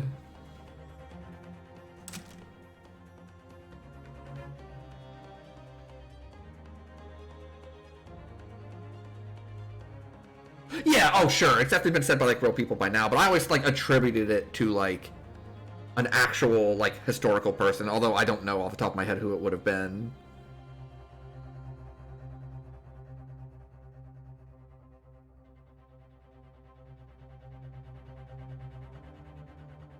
I think I always like equated it like in the same vein as like Occam's razor. But no, it was just like written by for a Sherlock Holmes novel.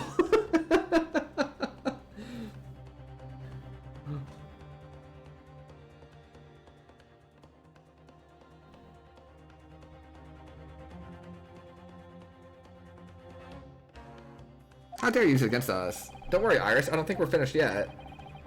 There's still more to this case than we realize. There must be, because there's one thing that I'm absolutely certain of. Gina didn't shoot Mr. Windabank. That's beyond any doubt. Very well. We will proceed with the second summation examination of the day.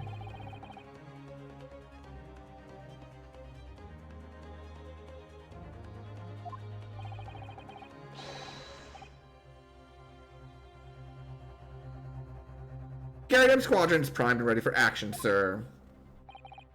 Very good, very good. So, ladies and gentlemen of the jury, you will each explain on what grounds you have now determined the defendant to be guilty.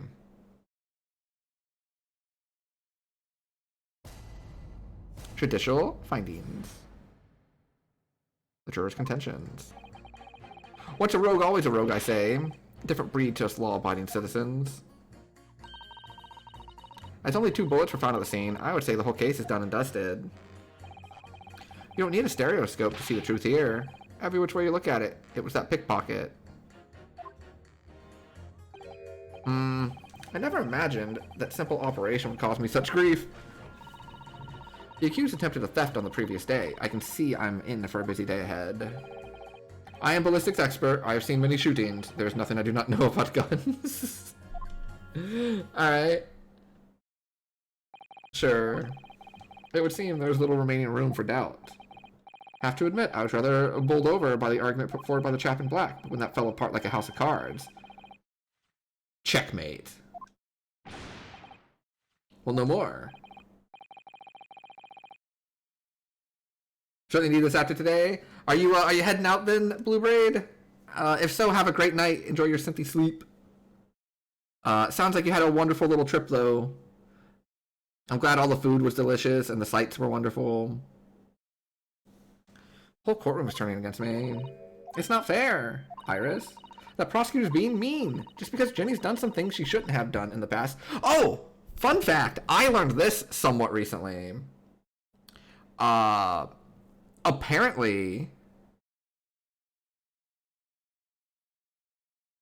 Now, I read this. I can't say it's 100% sure, right? You know, things that you read are not always accurate. But I did read something about the fact that, like, in like a trial case, at least here, the prosecutor is not actually allowed to say, like, they have committed this same type of crime 4 times before. Like, you're not allowed to mention that. It has to get, like, stricken from the record because it has to be treated as like its own thing or something, because if you say that they have done something similar in the past, then the jury gets, like, skewed against them. And I had no idea. I thought that would be, like, relevant info to learn, but apparently that's not. And I learned it in, like, some thread about, like, people talking about their jury experiences and how, you know, they would talk to, like, the attorneys afterwards as, like, kind of a not debriefing, but basically, like, the attorneys would come and ask them, like, you know, why they chose what they did and how they could improve and all that in the future. And, like, there was multiple people that were talking about how, like, they said, you know, it was close, but we did vote someone guilty. And then, like, the attorney afterwards would be like, yeah, he'd been committed, or he'd, you know, he'd committed, like, these similar types of things, like, 3 times before, but we weren't allowed to say that. And I was like, oh, I didn't know that. Thanks again. Enjoy my silly, wonderful lawyer game. Oh my gosh, it's so enjoyable and silly and wonderful. Thank you. And I'm sure I will catch you next time I stream. I don't know exactly when that'll be yet, but... and enjoy fudge. I might go get me some fudge tomorrow. I've been doing really well on eating better, but now I want fudge, so here we are. Just because Jenny's done some things she shouldn't have done in the past, that doesn't make her a murderer. But yeah, I had no idea about that. Uh-oh. Allow me to savor this fruity vintage while I savor the spectacle of your fruitless debate on the matter. Do you think Van Zeeks drinks, like, the really heavy dessert wines that are, like... Do you think that's what this is? Or do you think this is, like, a lighter red? Like a... What's the word I'm looking for? I don't know. I don't know wine enough to know. I would bet it's a dessert wine. Van Zeeks is just absolutely plastered literally right now.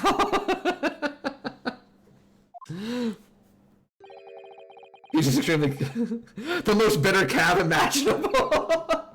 Yeah, it's one or the other, right? It's either like some very fruity dessert wine, or it's some extremely bitter, like, how can you possibly drink this?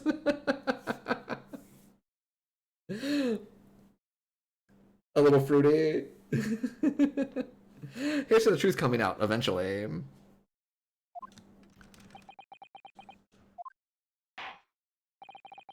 That's enough preamble. I like the word preamble. Counsel, please proceed with the summation examination. I always forget about the slapping animation. Alright. Let's go. I mean, this case is going to be wild, because now we know that things are amiss. Tomfoolery is afoot. Alright. Once a rogue, always a rogue, I say. Different breed to us law-abiding citizens. Because he seems like the kind of guy who knows how to pronounce that word. I was going to say, I don't know how to pronounce that. I think the beginning is like bow. Because whenever I see E-A-U, I want to say it's like... I want to say it's like a French thing. Like, you've got like go is G-E-A-U-X, right? But I could not pronounce that in my life. Actually, hold on. We're gonna find out. Ready, chat? How to pronounce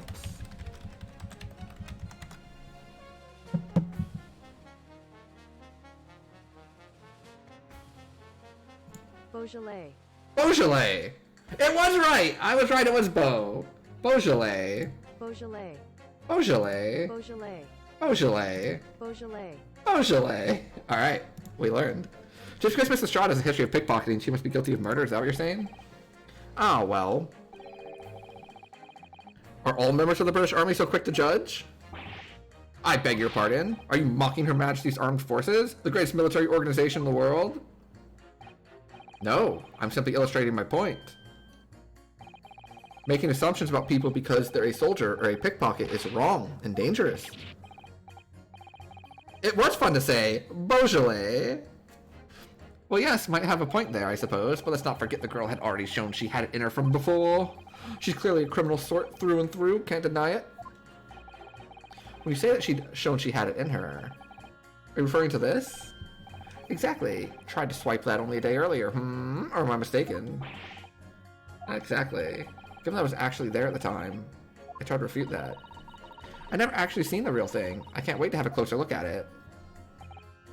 Oh yes, of course. Sholmesy! Mr. Sholmes did use his caramel bars to make a copy of the disc, didn't he?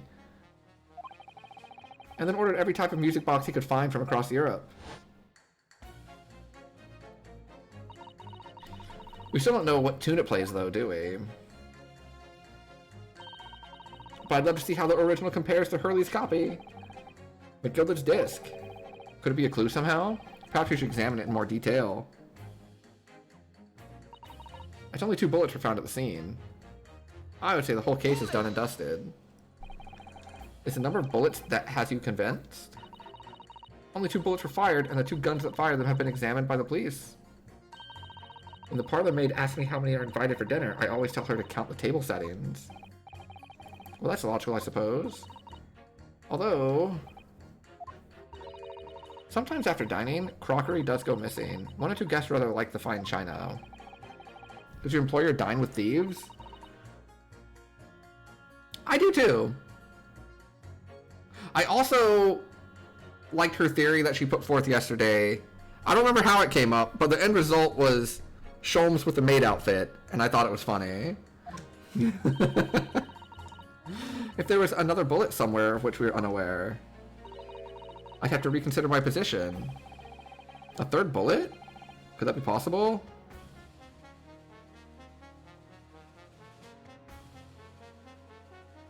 I can prove this, right? No, I can't prove this. I can prove this.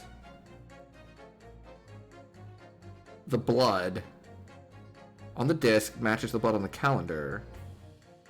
The calendar had already turned to the new day, so they had to have been in there that night. And we have accounted for the 2 other shots, right?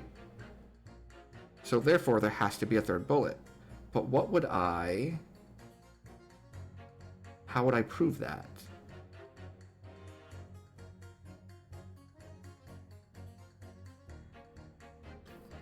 Because I'm making a bunch of, like, chain progressions here. But I don't have anything specifically. Need to come back later with new evidence? Okay, it's impossible. Unfortunately, only 2 bullets were discovered.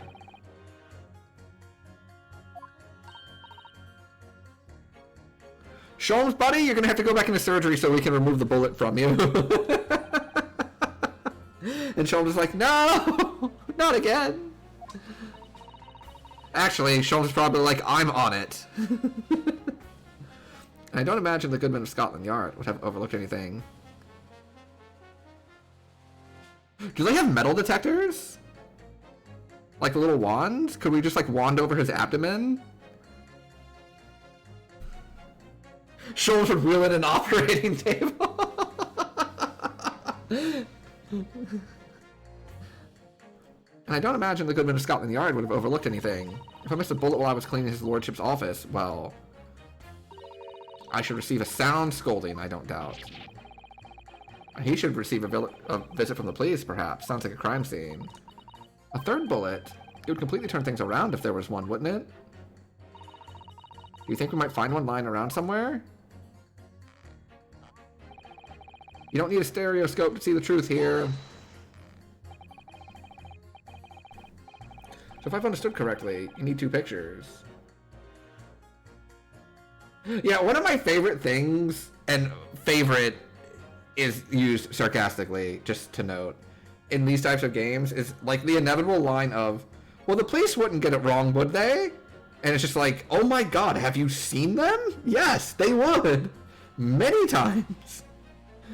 But the game's always like, well, they would have, like, done the correct job in an honest way, right? It's like, would they, though?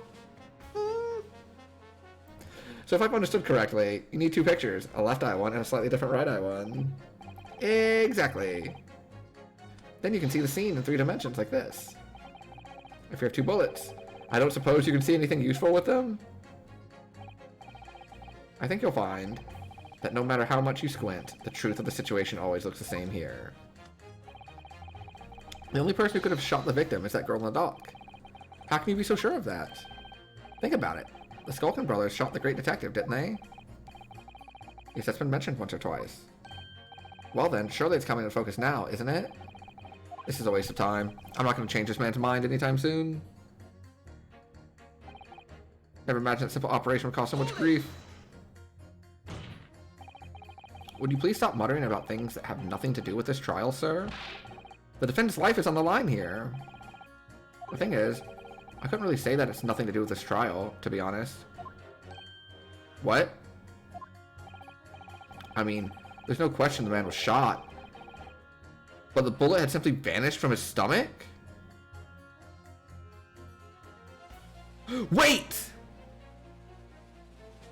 If you're the surgeon, we don't need the bullet. We just need to know if it went through him. Right? Right? I don't need the third bullet itself. I just need this guy to say, I operated on Sholmes. It did not go through him. And then that's your third bullet. It's quite inexplicable, don't you think? Mind blown. I didn't even think about this, like, course of action. I also want to ask, but this surgery you've been muttering about all this time, you were operating on... What was the fellow's name now? Herlick? No. Herlock? No. Hairlock? Herlock Sholmes, by any chance? Yes, good lord. It was that Hairlock fellow. What? You're the surgeon operating Mr. Sholmes? Okay. We figured that one out pretty quickly. I was kind of down on myself earlier today, because we like really struggled through a couple of the sections early. But now I feel like we're getting on the roll. We're starting to piece things together. The things that we were thinking are starting to become Accurate. This jury system sucks.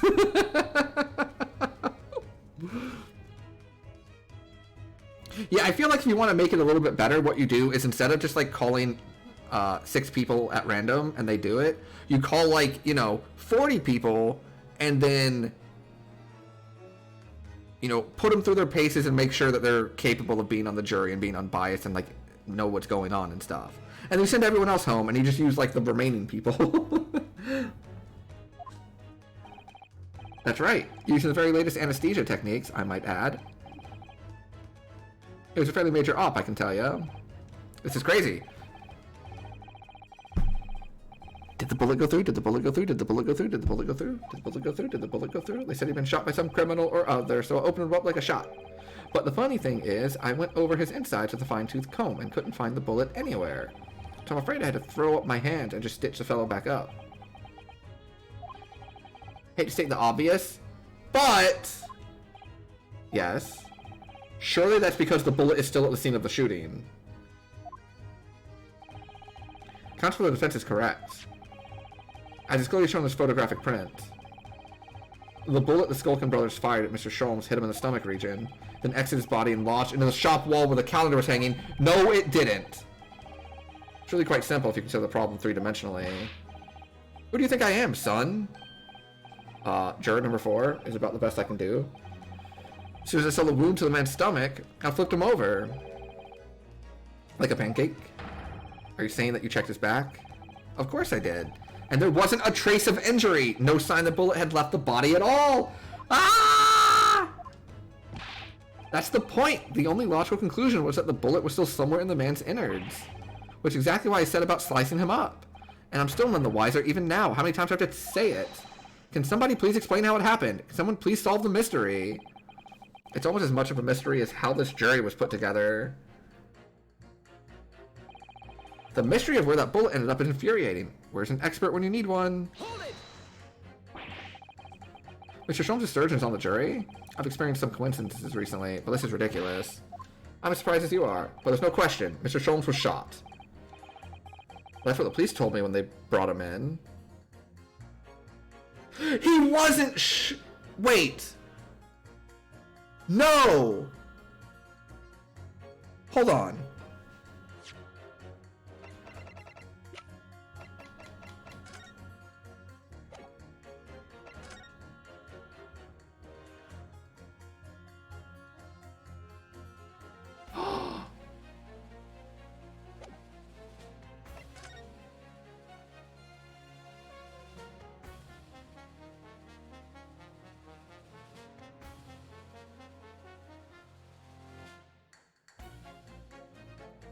Huh.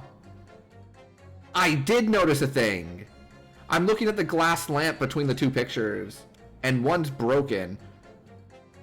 If the bullet's not in him, and it never exited him, and the surgeon's just saying, I was told he was shot, he wasn't shot.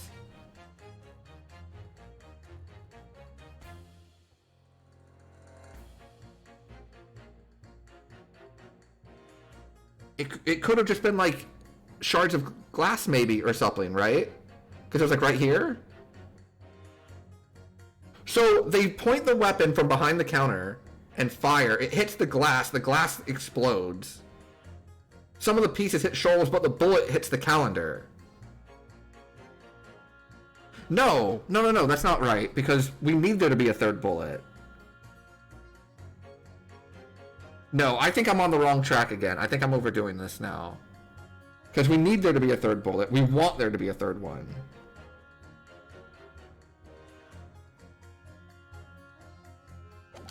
Okay, never mind.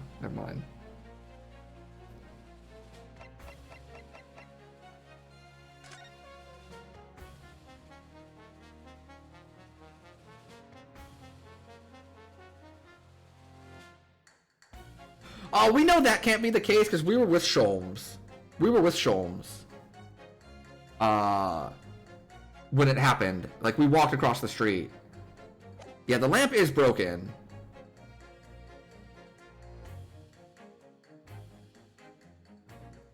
But that could have just been from, like, the struggle, because we do know that, like, they threw about the little brother. How bad were his injuries, Doctor? It's in a bad way. That's a huge amount of blood. I suspect he was shot at quite close range, too. Because his skin was badly burned around the point of injury? The oil lamp!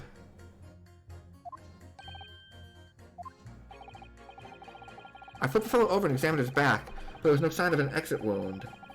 Which is why I thought I'd better locate the lug and pop it out.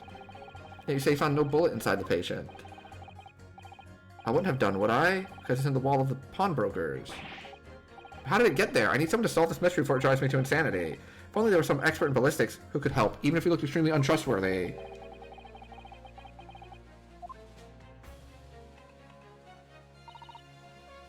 Hold it! What is happening? What do you mean you're in for a busy day? I'm going to say stop. Do excuse me, stop. I'm a communications officer, stop. A communications officer? Does it have something to do with sending telegrams? Everything from personal messages written by members of the public to the latest news in the capital. I convert all the messages into Morse code and tap it out to the entire world electronically. The entire world? Thousands of miles of cable underneath the sea, stop. Worldwide communication network, stop. Information transmitted to and from all corners of the globe, stop. Ah yes, she was getting equally worked up about radio waves or the like before, wasn't she? I specialize in communicating information from government departments and newspaper offices. I see. I'm sure I shall have to wire the newspaper reports of today's guilty verdict later. So no sleep for me tonight, I imagine. Let's just finish the trial first, shall we? I'm ballistics expert. Well, good news. I would like to ask you many questions about ballistics. Thought you were just a tourist. Good day. I am visiting London for sightseeing. I would like to take bus to Crystal Tower, please. There's no way he's just a visiting tourist. You're a ballistics expert? Who knew? I have much experience with guns. I have lived through many, how do you say, extreme, violent, bath of, no, blood of, extremely violent bloodbaths, perhaps. Those. Extreme violent bloodbaths. English is very difficult tongue. Considering the sort of people you associate with, I'm surprised you still have a tongue. Anyway, if you have questions about bullets and guns, you ask me. There's nothing I do not know. No mystery I cannot solve. He's very confident in his knowledge of guns, that's for sure. But, if possible, please, only in Russian language. He's not very confident in his knowledge of English, though, is he? So, we should bear it in mind. Okay.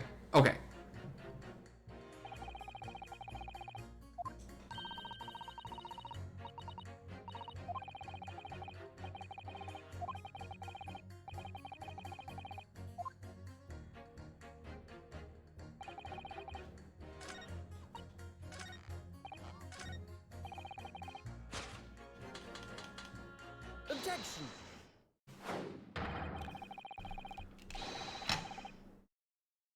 Those two statements clearly contradict the idea that all I do is pit jurors against each other. You're a ballistics expert. Pitting.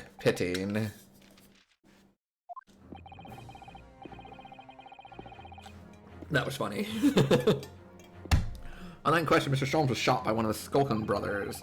But since there was no sign of an exit wound on his back, we must assume the bullet didn't pass through him. However, no bullet was found lodged in Mr. Sholmes' body either. Furthermore, a bullet was found lodged in the wall of the shop where Mr. Sholmes was shot. Juror number 6. Hello, my name is Villain. Pleased to meet you. This apparent contradiction in the facts that is so clearly troubling juror number 4. Are you able to explain the mystery? I have seen very similar situation in Motherland. It was night. There was blizzard. I was running away along the mountain road in freezing cold. The snow was piling high on both sides of the road. It was very narrow and dangerous. My pursuers had hunting rifles and they were on dog sleds. I was shot from behind and I fell down in snow. And the situation was very similar to what I hear today from Doctor. They could not find bullets in my body. And no sign of, how do you say, exit wound. Then where'd the bullet go? Bullet never hit me. Well, if it never hit you, why did you fall down? Bullet hit frozen wall of ice very close to my side. What? One small piece, very sharp, broke away from lump of ice and pierced my body. It made deep wound that looks just like bullet wound. So it is the lamp! But that doesn't help me then. Ah, I thought we had it, but we don't. Because now it's still 2 bullets. Damn it, game.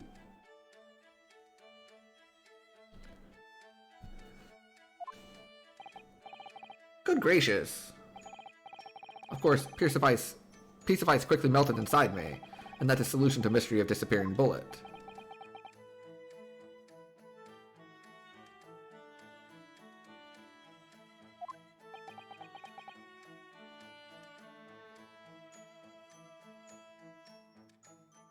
I feel like there's a very famous, like, I don't know where it came from, but like a very famous, like, brain teaser or short story or some sort of mystery thing where, like, you had to try to solve what happened. And the answer involved, like, the weapon was made of ice. And they, like, got stabbed with it, and then it melted. I'm wondering if it was from a Sherlock Holmes thing now that I think about it. Since they're, like, bringing it up here. But that doesn't answer the question at all.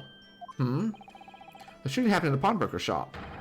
Not some snowy mountain road in another country. Just an idea, but we might not be looking at exactly the same scenario here.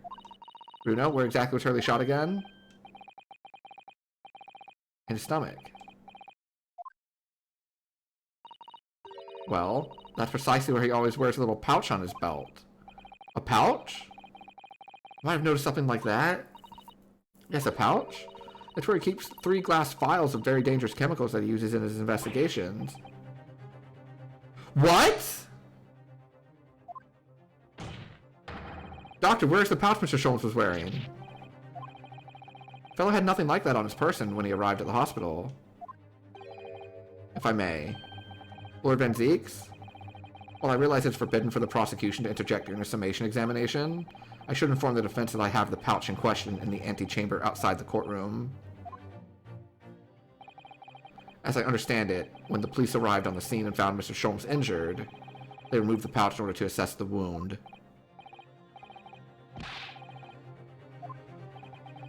Since then, it has been in my safekeeping along with all other evidence relating to the case. I can personally vouch for the fact that it has not been touched since the incident occurred. Very well. While extremely unconventional during a summation examination, I must demand the prosecution presents the item in question with all speed. Bring forth Mr. Sherlock Sholmes' pouch. I see. So this is the pouch worn by Mr. Sholmes. One of the files is broken, and the leather around it is scorched black. It's almost as if the file exploded. So that night, the bullet from the Skulkin brothers' gun struck Mr. Sholmes' pouch, and it was the glass vial exploding that caused the fellow's injury. This bullet did not penetrate victim, but was deflected into wall of shop. That doesn't help us. And Van Zeeks knows it. A delightfully complex aroma. It would appear one mystery has been solved, at least.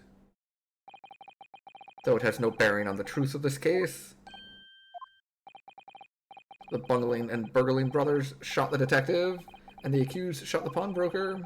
The pertinent facts of this case remain unaltered. But at least the mystery is solved. I can sleep easy tonight. Thank you, young man. Thank you very much.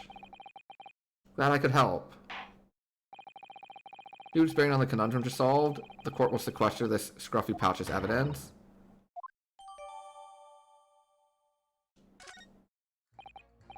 Now, summation examination. It would appear the defense is somewhat struggling to alter opinion.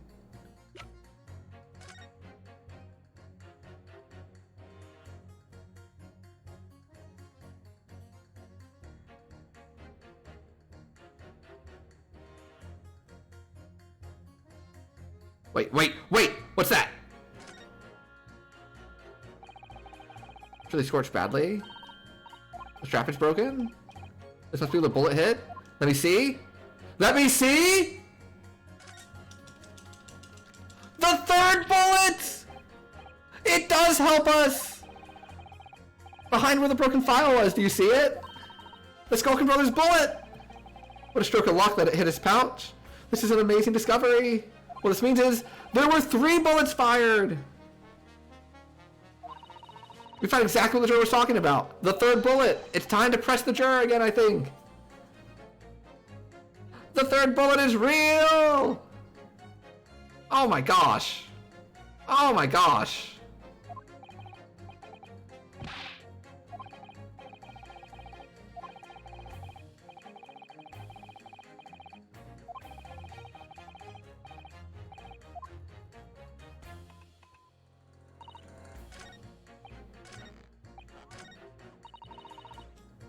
Hold it! Yeah? Only 2? Oh, let me see this better Twitch TV emote. We still have 1 million slots, I can add that. Yeah, for those that don't know, I have like 1 million better Twitch TV slots, so if you find better Twitch TV emotes that you would like, just let me know.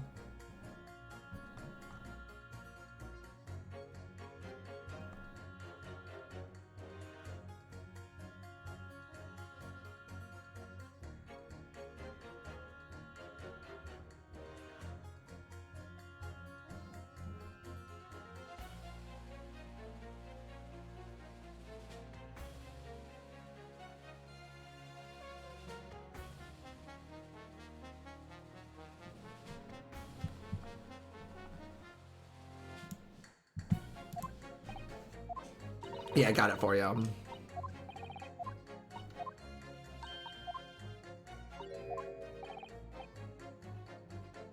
I can prove it!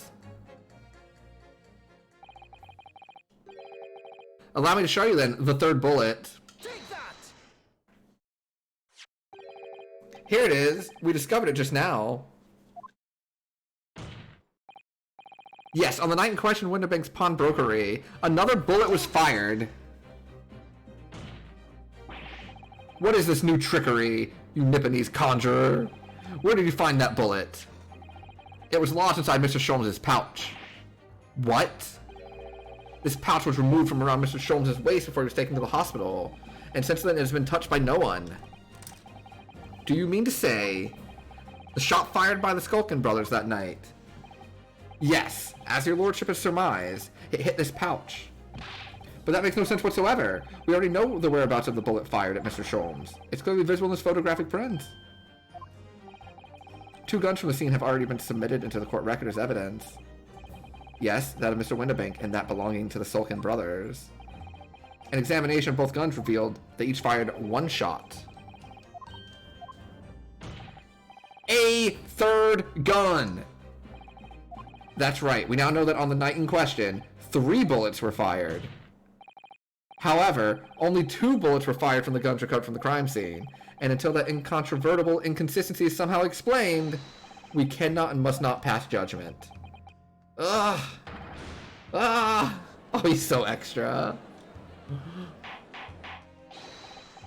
Ordar! While the summation examination remains incomplete, the court has been presented with new facts. Facts that would appear to shake the very foundations upon which the case against the defendant has been built. As is my prerogative in this situation, I hereby temporarily suspend the summation examination. By Jupiter. What? Bailiff, bring the witnesses back to the stand at once. Oh, we're not even gonna let you, like, change your mind. The judge is like, nah. We're finding out what's going on here. Witnesses. Governor? Were you listening to proceedings while the defense carried out the summation examination? We was, Governor, we was. Perhaps we can dispense with the tedious preamble. Simply answer this one question. A 3rd bullet has been identified at the scene of the crime. What do you make of that? Yes! I love the judge in this game.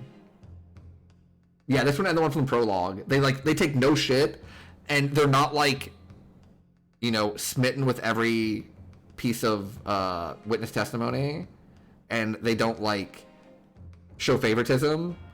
They're just like good judges. They're great. Make of it, Gov? How to make nothing of nothing if I can help it. Is it one of yours? Good blimey, Gov. Good blimey, not a chance. In that case, did you have an accomplice? What? Never. The Skulkin brothers work alone. Yeah, exactly. They also don't like randomly just like shit talk.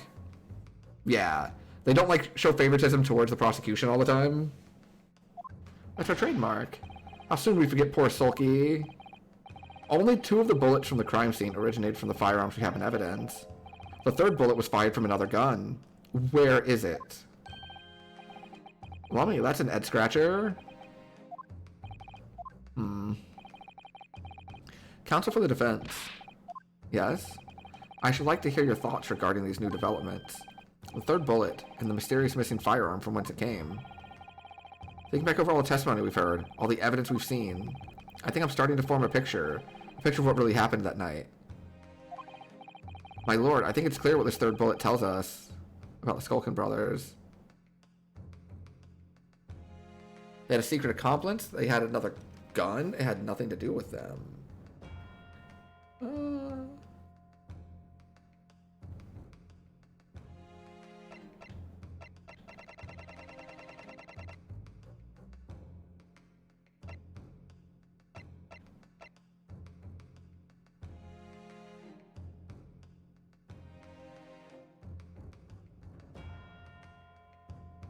I think, so it could be they had another gun because, you know, there's 2 of them and one of the guns is missing.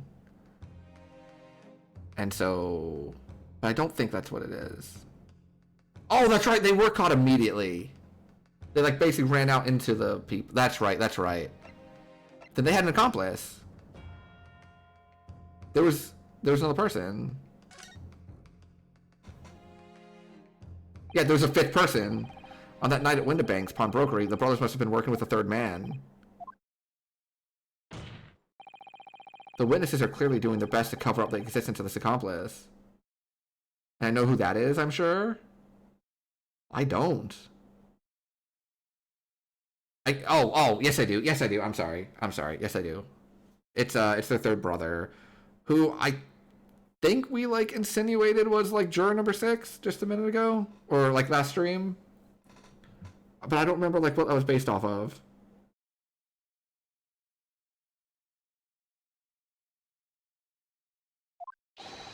But the evidence all points to the fact that there was someone else present, someone carrying a gun. Objection. Uh-oh. The hallowed chalice. An accomplice, you say? Pigs will. Pigs will what? Haha. Oh. Even I groaned at that. These protracted proceedings have already forced us to endure 2 summation examinations. Gosh, I almost want to like replace Synthesip with like drinking from the hallowed chalice. Like, just take a screen cap of Van Zeek's just sipping from the hallowed chalice and being like done. But I don't know if I like I don't know if chat will be on board. Yet in all that time, there's been not a murmur of a 3rd man. Maybe as like a free one. Oh yes, he definitely takes a drink. There's not been a murmur of a 3rd man. If this apparently wraith-like being exists. The court must be shown hard evidence. Without it, this fantasy will be crushed. The prosecution demands answers on 2 counts. Proof, evidence that this accomplice was ever at the scene of the crime. And secondly, the identity of this spurious character. The Skulkins are lying, I know that. But how can I ascertain the identity of the person they're hiding? Roll counsel? Okay, the first one's easy. The first one is the green blood. I'm supposed to prove the existence of this accomplice and reveal the person's identity. Defense is... I mean, here we go.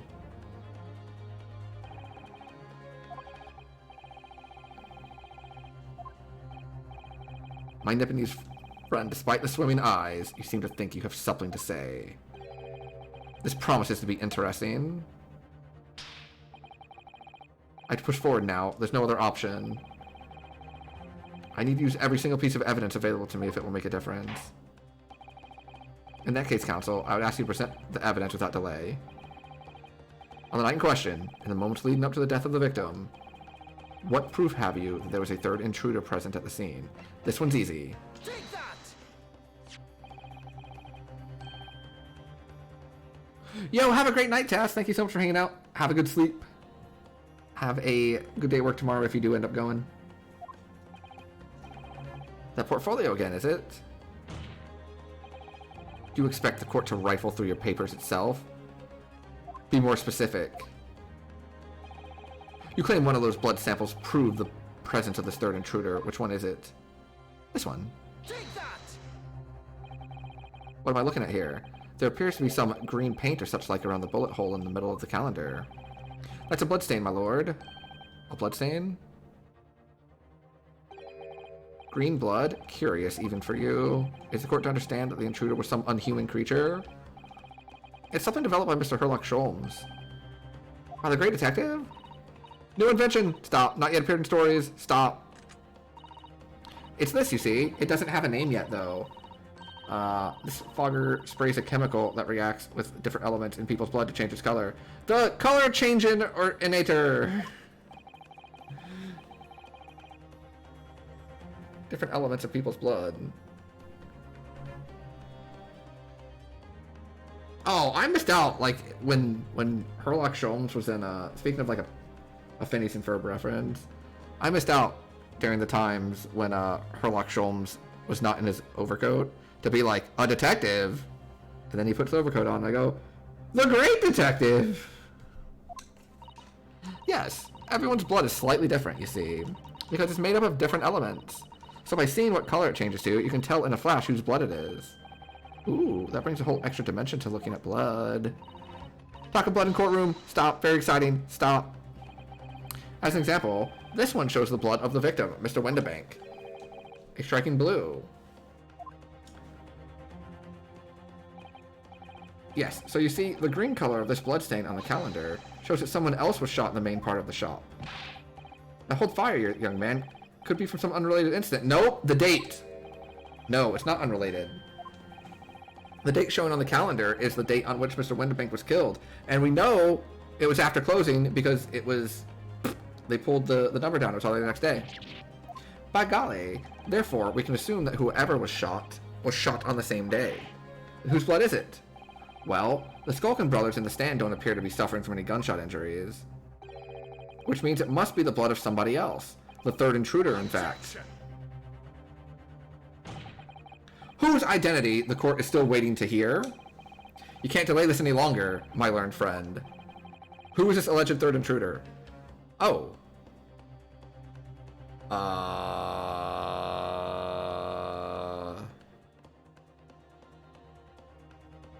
I know who this is. Oh, I can't get into my court records. I can't flip it. Because I saw the application of one of those green bloodstains. Oh! Oh, yes! I did! I did! On the disc! During that scuffle with Gina, they cut their finger on it, right? Oh, it's this fuckface! Take that! The man's name is Eggert Benedict. Eggert Benedict? Who on earth are you talking about, counsel? He paid a visit to Windibank's pawnbrokery on the afternoon before the incident. You're absolutely right! I completely forgot about that until you, like, mentioned that. I would have sat there forever. He paid a visit to Windibank's pawnbrokery on the afternoon before the incident. When the accused attempted to deceive the pawnbroker into releasing this article into her possession. That's right. The man's identified by the defense, Mr. Eggert Benedict, then attempted to take the article from the defendant by force. Broker. Yes, sir? I believe this filthy pocket thief has just redeemed an article from you, no? Article in question belongs to me. I demand for it to be returned at once. Now that's a lie. What are you trying to pull? Give me back my overcoat, you wastrel. And needless to say... Oh! Oh my god, he even has like a goofy little dance that he does before saying things, just like the two brothers. Is he like the third brother?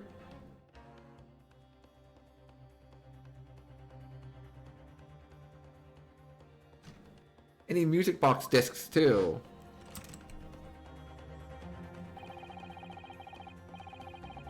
Inspector Gregson was there at the time and can attest to what happened.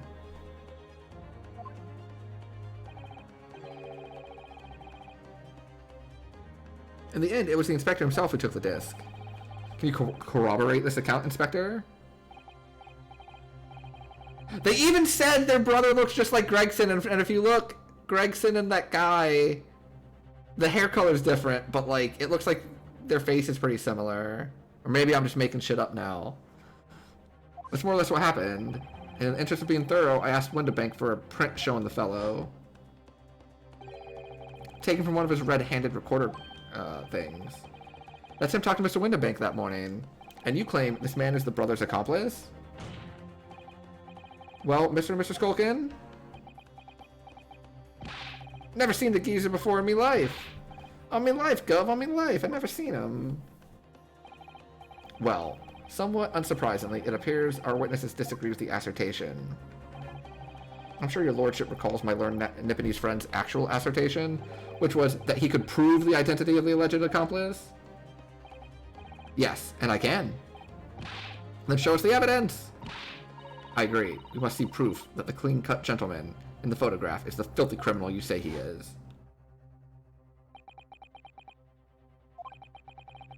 This is the last piece of evidence. I've had a feeling that something has been missing in this trial from the very start. But now, I'm going to drag Kicking and Screaming into the courtroom. I just want to say, I know that I've said it a lot during this game. This game's fantastic. The cases in this game, every one of them is, like, really interesting.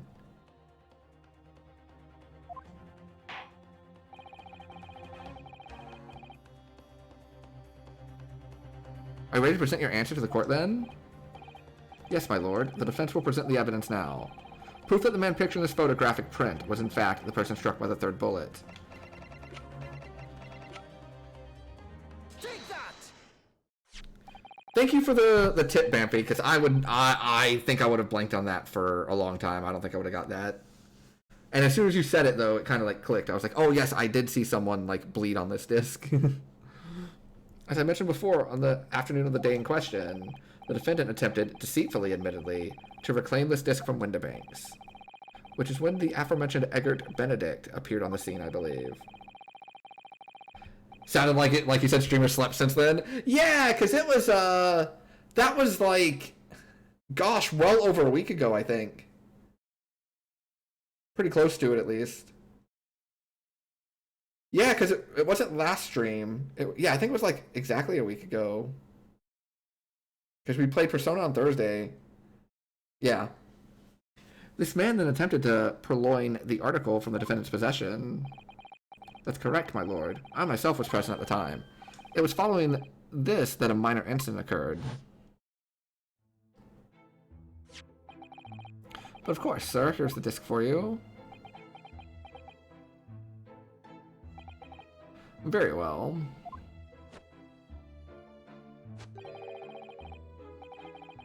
I shall bid you farewell. Say goodbye to style. Wait a minute. That disc is mine. Ah! What do you think you're doing, you little tramp? You've drawn blood, you filthy animal. Being a music box disc, it has countless small but sharp metal protrusions all over its surface. Those protrusions caused Mr. Benedict's finger to bleed, and the resulting smear of blood is still visible on the disc now. Goodness, a bloodstain, is it? My assistant and I have just analyzed the bloodstain here in this very courtroom, using my trusty Fogger gun. Yes, and we added the results to this portfolio. I say, it's green. It's exactly the same color as the blood around the calendar. The evidence is conclusive. The man calling himself Mr. Eggert Benedict, who was in Windibanks earlier that day, is the accomplice who was present at the scene of the crime that same night. So there was someone else there. Look at those two brothers now. They're sweating buckets. Oi! Who are you talking about? It's boiling in there. My lord, it is the opinion of the defense that Mr. Eggert Benedict should be summoned to the courtroom to testify. It would certainly seem that we can ill afford to ignore this gentleman's appearance. Presence. This has gone on long enough now. This flagrant ignorance of the mechanics of law. Herlock Sholmes, you say? Yes, I've heard the name. The protagonist in a series of short stories for the vulgar classes, a god of detection or some such. And now you employ chemical substances devised by this fantastical persona in the highest court of the land? Okay, you know, he's not wrong. This is some nonsense right here. How can we prove this is relevant? How do we prove this works? Do you expect us to take you seriously? The samples made by this plaything are not fit to be called evidence. So the bloodstain turned a shade of green. What of it? Here's to you successfully proving that no other blood in the world would turn the same color. Ah, well. All the boots! And pray, do not even think of suggesting that we should take Mr. Sholmes' word for it. The boot!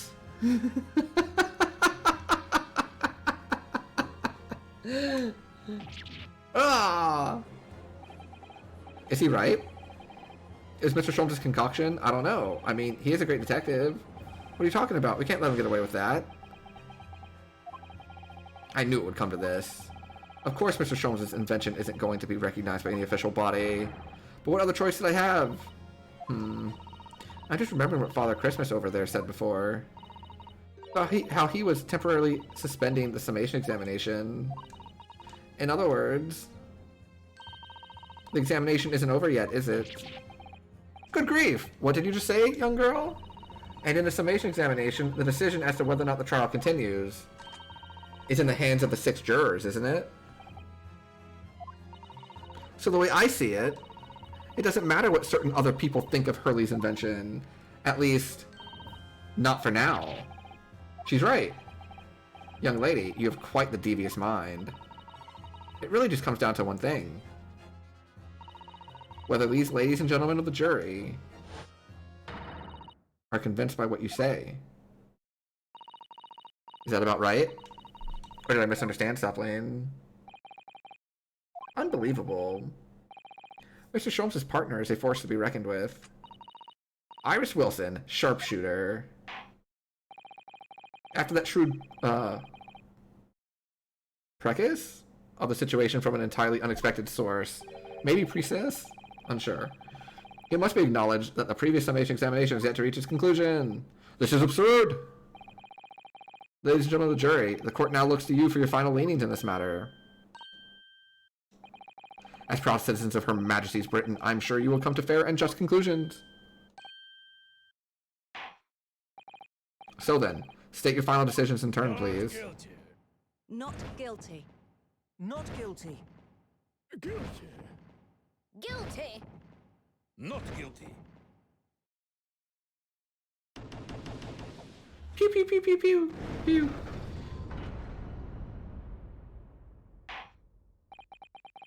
2 called guilty and 4 called not guilty. Such is the outcome of the summation examination. My lord, with all due respect, this is an outrage. The prosecution refuses to accept this decision. On what grounds? If these jurors are persuaded by some half-baked concoction devised by a pretender to real police work, then they are too ignorant to be trusted with the judgment of anyone's guilt. No, he is not. He holds the wine chalice very much correctly. He knows how to properly swirl his glass to get the proper whatever it is. Is it oxidation? I don't know. I don't know much about wines. My brother would be disappointed in me. My brother, like, does a lot with wines. He's like an actual somm.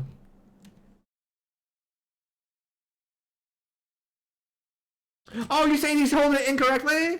Oh, I will need you to provide evidence to the court that the way that Van Zieks holds his wine glass is incorrect.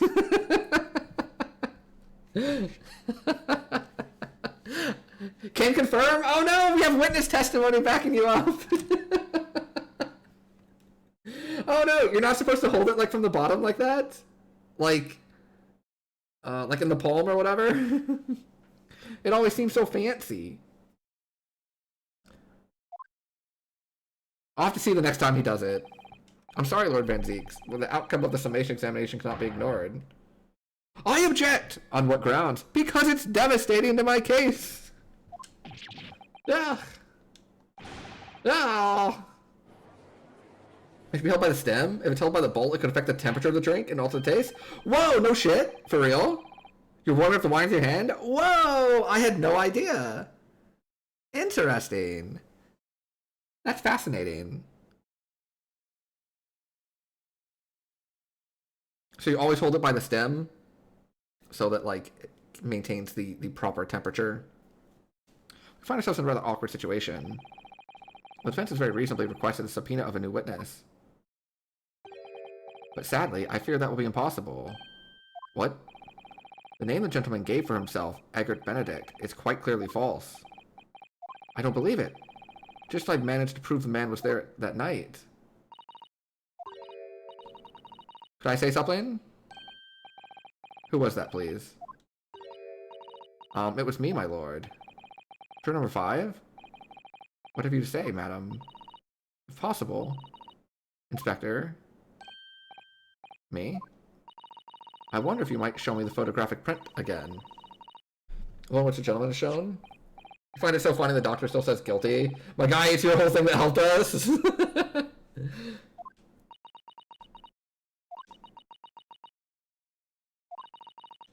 Yes, there's no doubt in my mind. Turn number 5?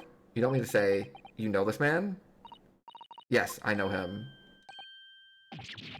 Good gracious!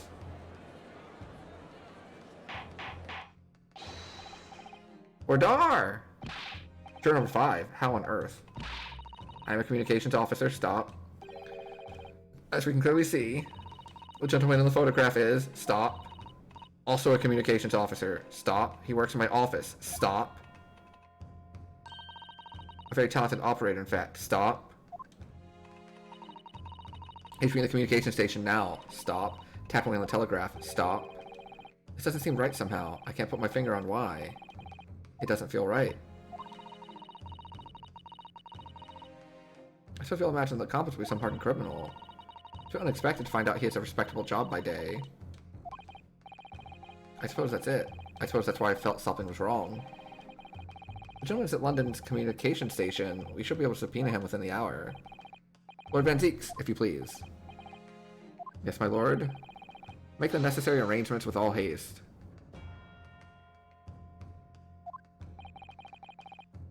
As your lordship bids. Court will recess for 1 hour. When the new witness arrives, we shall reconvene to hear the gentleman's testimony. Inspector Gregson. I'd like to hear from you specifically about events at pawnbrokery on the day in question. Come to my chambers during the recess. Court is adjourned until 1:40.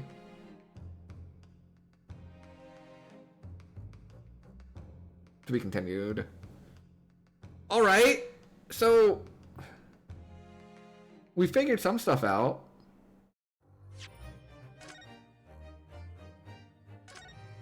The question is, do we want to... it's only 11. I can keep going a little bit, but this seems like a great time to at least take a break. So, let me find some music for you, like get to at least, like, some tunes.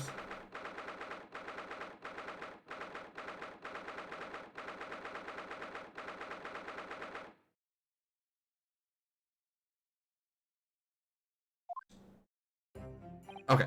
And I will put the break screen on, and I will be right back. I'm going to stand up, stretch my legs, grab me a drink.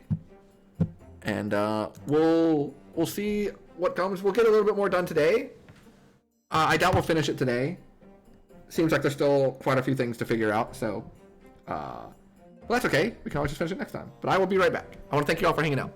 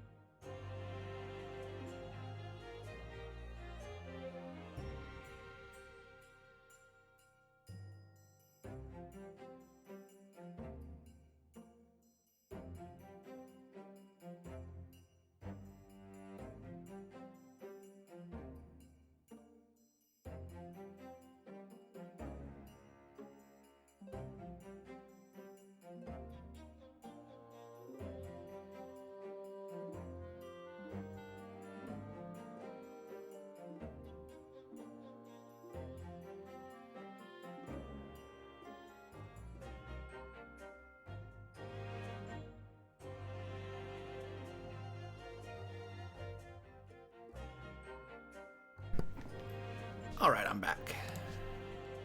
I thank you for your patience. Let's see what's up. How's it going, Gina? Starting to feel quite warmly towards her frequent cold shoulders now. Jenny, are you all right? Why aren't you saying anything? What's the point? Why go to all this trouble and fight so hard for the likes of me? Well, you saw it, that picture. What picture? I mean this? The photograph taken by Hurley's red-handed recorder. Well, I didn't think it would have captured a scene like this, that's for sure. It's hopeless. Anyone who sees that's gonna think I did it. Aren't they? Well, I won't pretend it wasn't a bit of a shock when the prosecution first presented it to the court. Surely you've gotta have your doubts about me now. You can't still think I'm innocent. Of course I can. Jenny, why don't you talk to us? Tell us what really happened that night. Huh? Bruno's cleverly managed to piece together a lot of new information, but still, we'd really like to hear it from you. Alright then. It was after we had that dinner together at your place. Then we all had a chat up in your office, didn't we?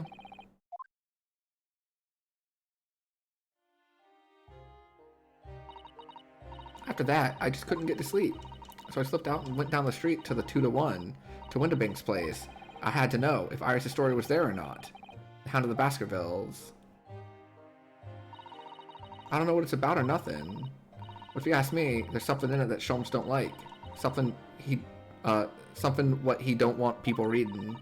That's why he lied to Iris about sticking it in lug with Windibank for safekeeping. At least that's what I thought at the time. So you broke into Windibank's? I just had to know if it was in there or not. I mean, I had no idea all that was gonna kick off, did I? I struck the lock and snuck inside. It was dark as you'd like in there. So I gave the oil lamp on the counter a bit of a wick.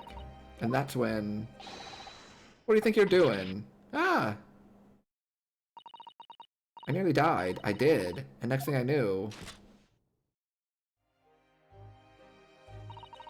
I'd grabbed the gun off the counter and was waving it in the air. Like I don't know what. Oh, Gina. You're the girl who was in here this afternoon. I didn't think pickpockets went in for armed robbery. The mantle script. Have you got it here? Did Sholmes leave a load of papers with you? A story. I beg your pardon?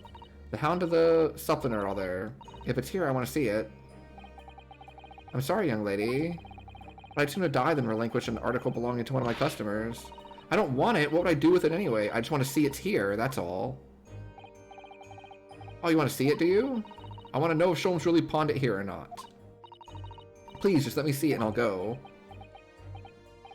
Oh, very well then. Well, for pity's sake.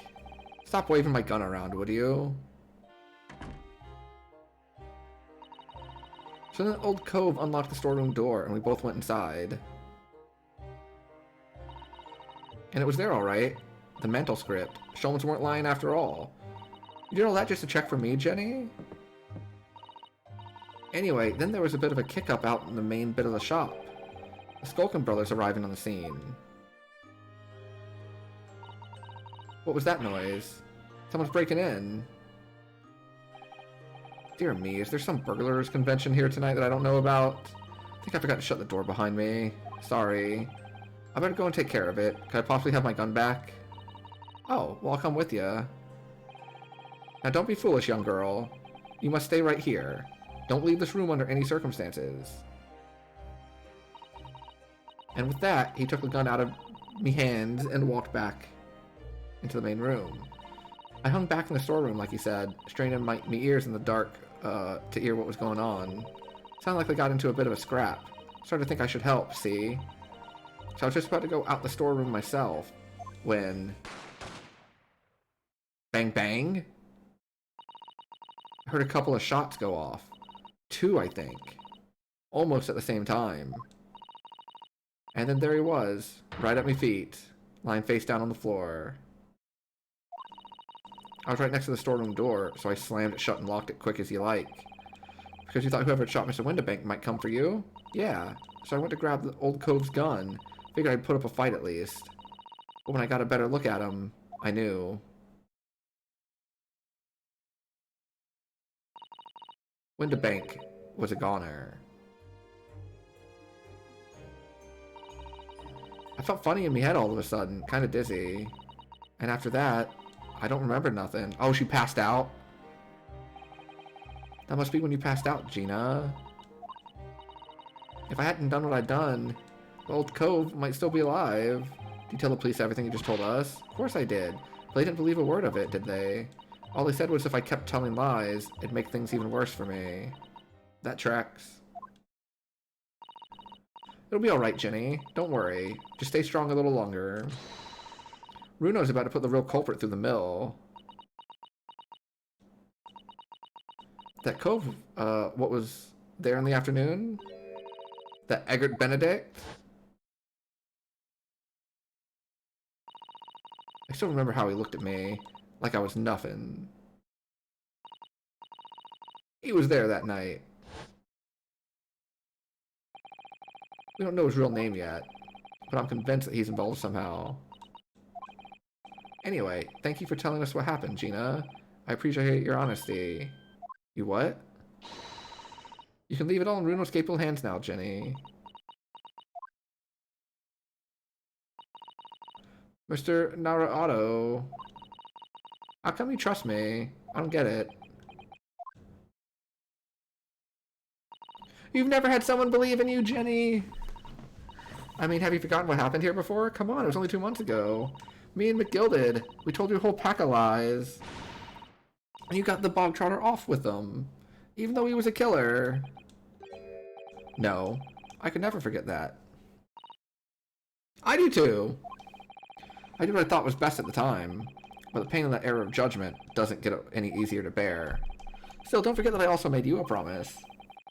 I told you that I'd be on your side to the bitter end no matter what. But what if I'm lying? You could be working to get another killer off the hook for all you know. I was once in your position, Gina. I was the accused in a trial. You were? Before I left Japan, I was accused of murder. And strange as it may sound, the circumstances of the crime were pretty damning. I was sure that no one would believe it wasn't me who'd done it. Oh, Runo. There's one person who stood up for me, who believed in me, and was prepared to defend me. Kazuma! My best friend. Ryunosuke, no one believes in you more than I do. Leave this to me. All you need to do is put your faith in me, and I'll do the rest. I was so happy I cried. But even then, somewhere inside me, I couldn't help thinking, surely he doesn't really believe in me. Not completely. But I was wrong. Look at him! As soon as my trial began, it was obvious that he had an absolute unwavering belief in me.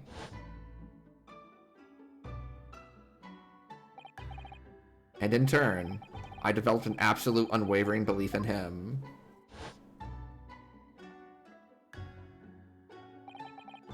Since then, I came to realize, if you want someone to believe in you, you have to believe in the other person first.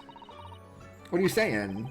I promise you, Gina, that no matter what happens, I'll keep believing in you, so you don't need to worry. I won't let you down. Oh, this is so good.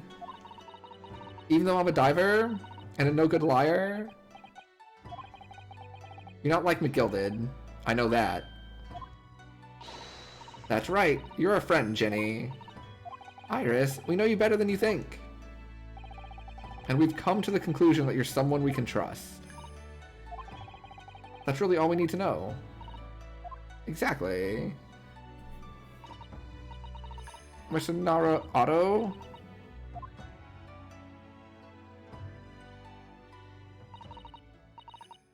Aww. Defendant Gina Lestrade and her legal representation. Court proceedings are about to resume. Please head to the courtroom immediately.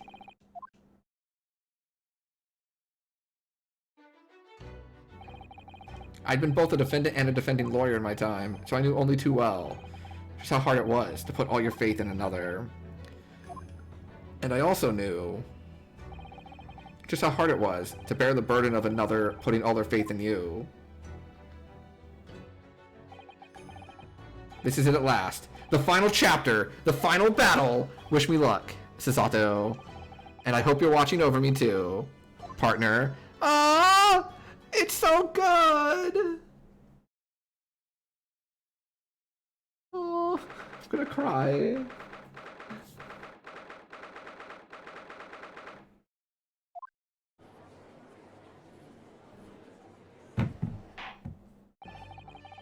I hereby call this court to order as we resume the trial of Miss Gina Lestrade. Lord Van Zeeks, have you successfully subpoenaed the witness? The subpoena was delivered to the communication station where the man works immediately, my lord. However, the heavy rain has delayed the arrival of his carriage, it would seem. I see. Then let us turn our attention to Inspector Gregson's process of the case heard by the court this morning. The glaring omission of the third bullet in your report is a serious blunder, Inspector. Yes, I can only apologize, my lord. And although the defense's chemical analysis of the blood at the scene makes for a compelling argument, I cannot permit such untried methods to be used as evidence in my courtroom. It's a big mistake to cross Hurley and me. A very big mistake. My lord, the subpoenaed witness has just arrived in the building. Thank you, officer. Show him to the stand without delay. Mr. Eggert Benedict! I didn't expect you to be crossing paths with him so soon, and certainly not like this.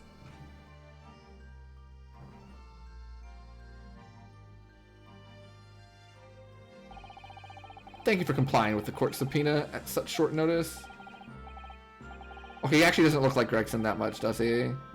But of course, my lord, as an upstanding member of London society, it is my pleasure to oblige. Now, kindly state your name and occupation. Ashley Graydon, communications officer.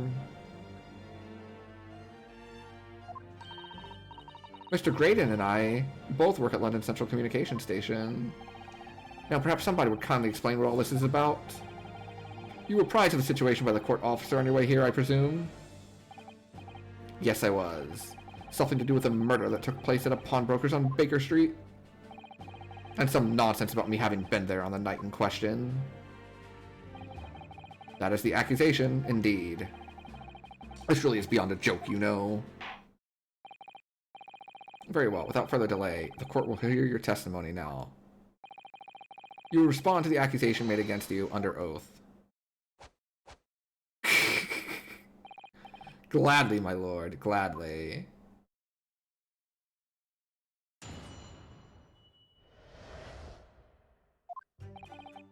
Naturally, I have occasion to make use of pawnbroking services from time to time. But are you seriously suggesting I colluded with these thugs to break into the place on the night of the murder? I have no intention of admitting to such an outrageous accusation, even if certain parties here present claim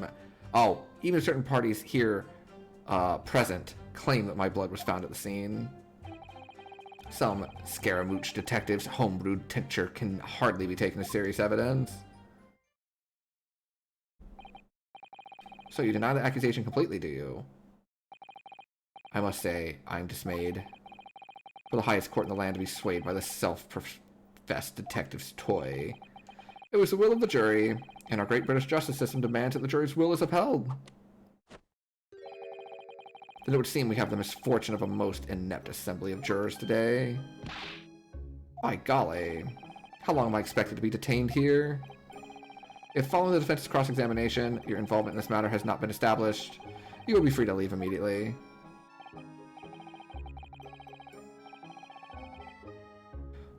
Hey, what was the name of the girl from the first case? The proper English lady?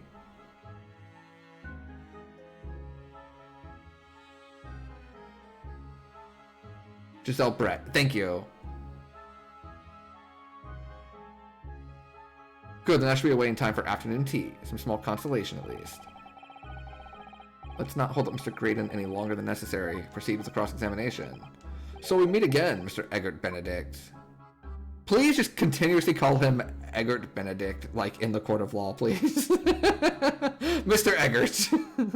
That's not my name. I apologize, Mr. Benedict.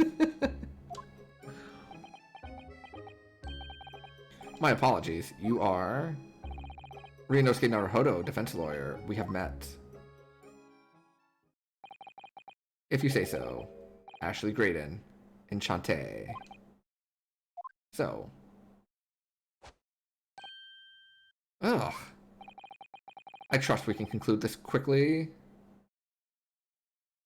Wide, wide tie. But I'm not holding your flashy hat while we do. No, you're gonna put on the flashy hat, Ryunosuke.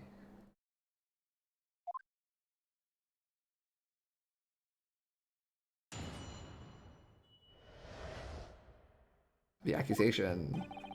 Naturally, I have occasion to make use of pawnbroking services from time to time. Yes, we even met in the very pawnbrokery where the crime took place on the afternoon of the day in question.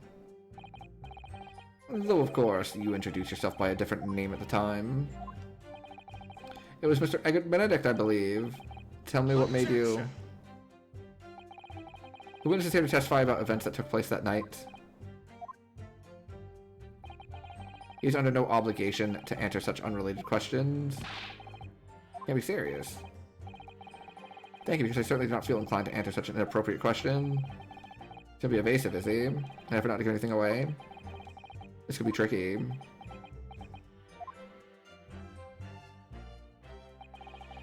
Are you seriously suggesting I colluded with these thugs breaking the place on the night of the murder? Have you seen these two men before? This pair? No, I don't associate with criminals. Said by a man who introduced himself as Eggert Benedict. I'd like to know who I have to thank for this. Who made this outlandish accusation against me? The young lawyer there in the black. This is a farce. Whose idea was it to permit an outsider to work in a British court anyway? Well, needless to say, I have no intention of admitting to such an outrageous accusation. Where were you at around 1 in the morning on the night in question, sir? That is past the hour at which I would normally retire. Certainly. I was not in the company of these rapscallions. Are you able to prove that? Objection. Listen carefully, my learned Nipponese friend, for you appear to be under a gross misapprehension on this point. What do you mean? The witness maintains he was not at the scene of the crime. He has no obligation to prove his absence. If your accusation is that the witness was present at the scene, the obligation lies with you to prove your assertion. You will fulfill that obligation before putting any more unreasonable questions to the witness.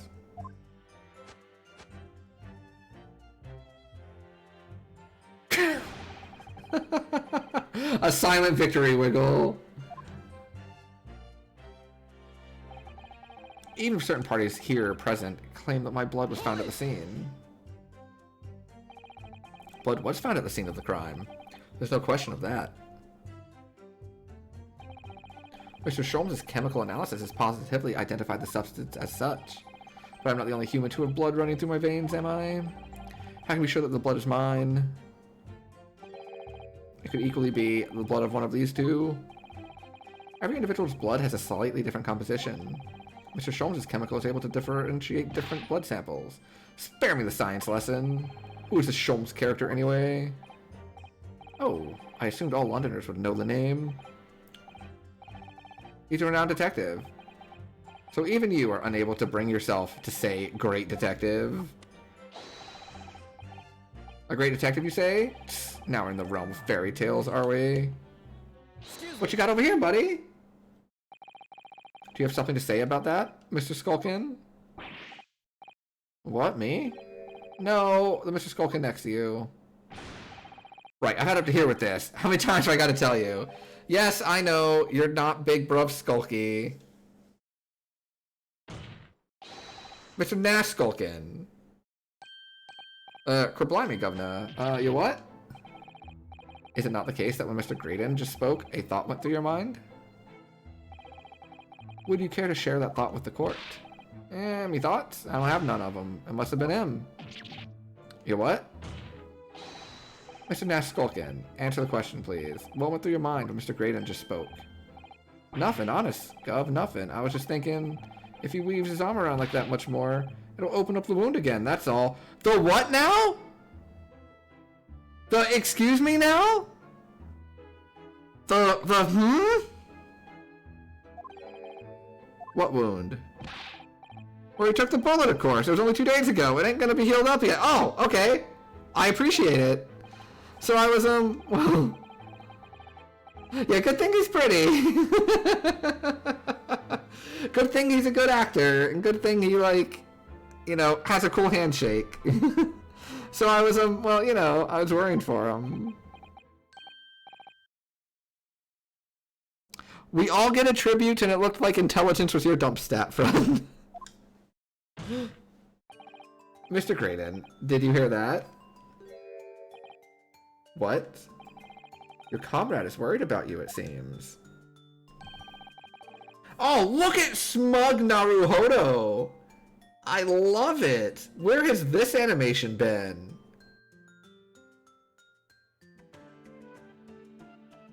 Smug Naruhodo! Smug Ryunosuke!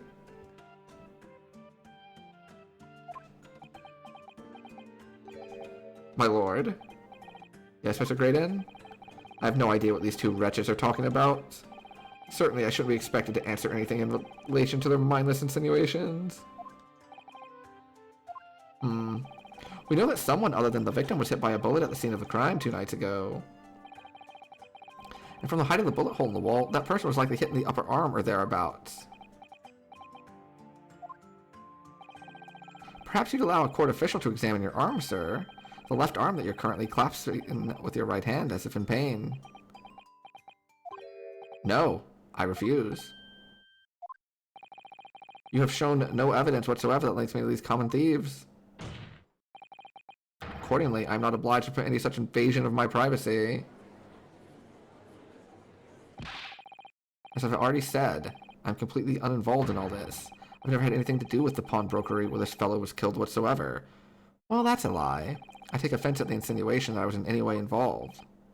You claim to have nothing whatsoever to do with Mr. Winterbank's pawnbrokery? My lord, the defense would like that last statement to be added to Mr. Graydon's formal testimony. Very well, counsel. Continue with your testimony, Mr. Graydon. The bottom line is I've never had anything to do with the pawnbroking establishment where the man was killed.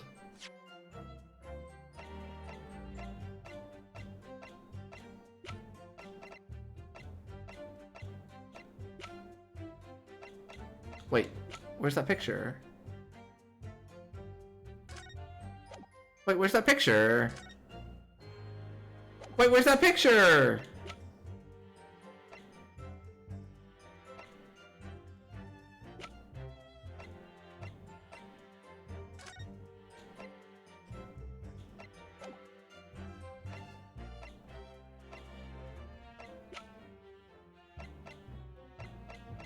Wait a second.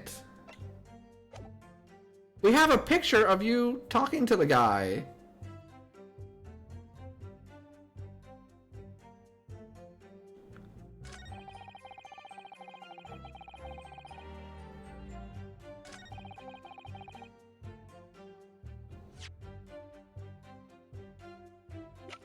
Where did my picture go?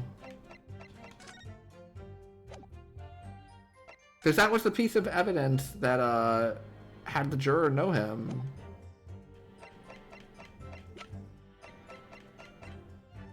Maybe there's something else I can use. Oh, yes.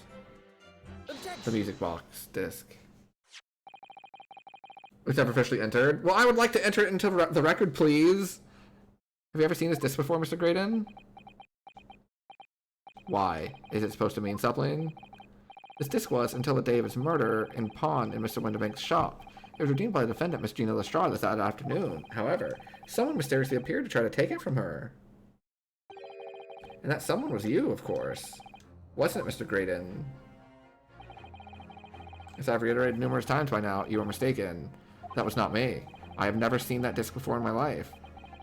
It may have escaped your notice, but there's a small smear of blood on the disc. Ah, yes, resulting from an abrasion of the thumb, perhaps. That's right. The surface of the disc is covered in hundreds of tiny metal bumps. In the skirmish to acquire the disc, the thumb of the person who tried to take it suffered minor lacerations. So, while the disc bears the remnants of that skirmish in the form of the smear of blood, the thumb of the person in question must bear the remnants also, in the form of a scratch. Mr. Graydon, you refused to allow a court officer to examine your arm before. Are you now going to refuse to allow us to examine your thumb? Because I have no doubt that it bears a small scratch consistent with a smear of blood.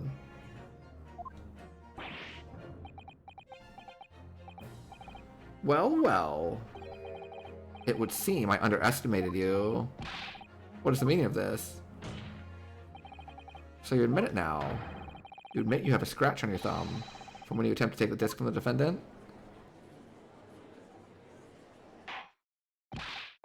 Ordar! Well, Mr. Graydon, it would appear there has been something of a misunderstanding here. I did not attempt to take the disc, as you put it. No, quite the reverse. What are you trying to say? It's really quite simple, you see. The disc was mine from the outset. Is there some crime in taking an item that you own out of pawn? It would seem, Mr. Graydon, that in this piece of evidence, my learned friend has established a link between yourself and the incident. Accordingly, you will tell the court everything you know about this disc now. As you wish, though I'm quite sure it has nothing whatsoever to do with the pawnbroker's murder.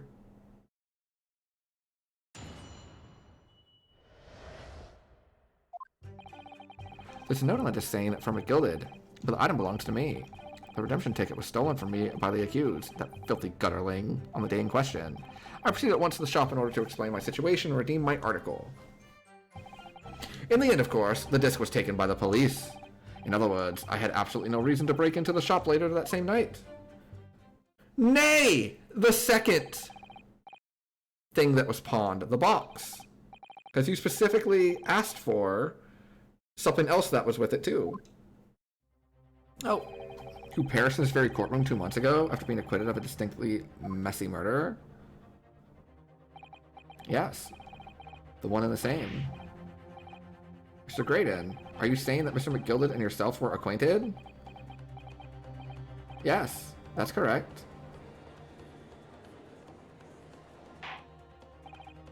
Ordar, well, I certainly didn't expect to hear that name uttered here in my courtroom again.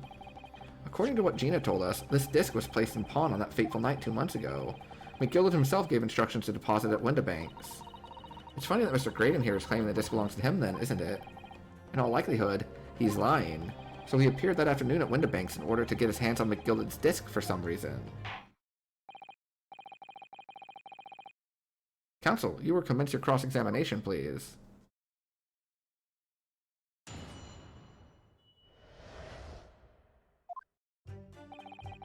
There's no one to saying for McGilded, but the item belongs to me. Would you care to explain how this belongs to you? As you will observe, a communications officer such as myself commands a fine salary. You are certainly exquisitely dressed, sir. So you see, I have little need to make use of the services provided by the pawnbrokery trade. I did once find myself in difficulties having misplaced my purse whilst on an errand, which is why I pawned my fine black overcoat to the broker in question. You claim that was your overcoat? Obviously, and in my haste, I clean forgot that the music box disc was in its pocket. And yet there's a note on it that reads, "For McGilded, I'm a collector of rare and unusual music box music. I first met McGilded at a gentleman's club in the city and was interested to discover that he shared my penchant in that area."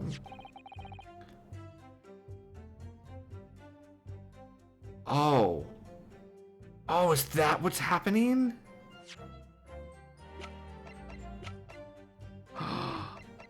Wait a second.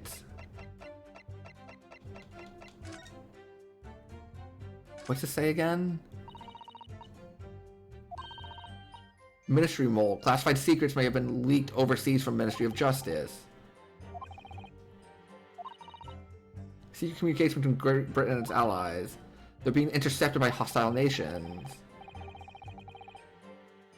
How would someone be doing that?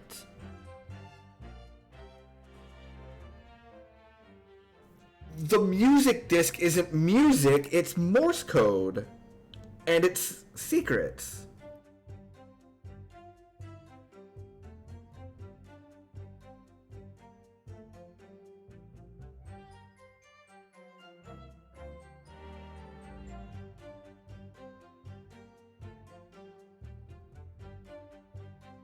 Holy shit.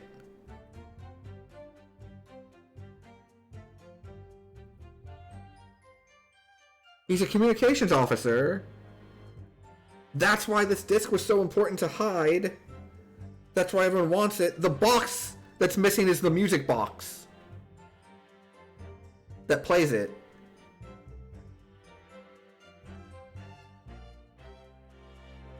Oh my god, McGilded was like...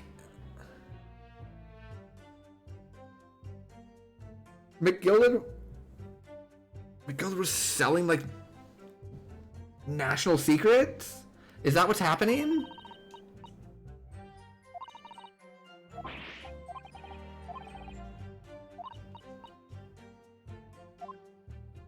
Is that what's happening? This guy and McGilded?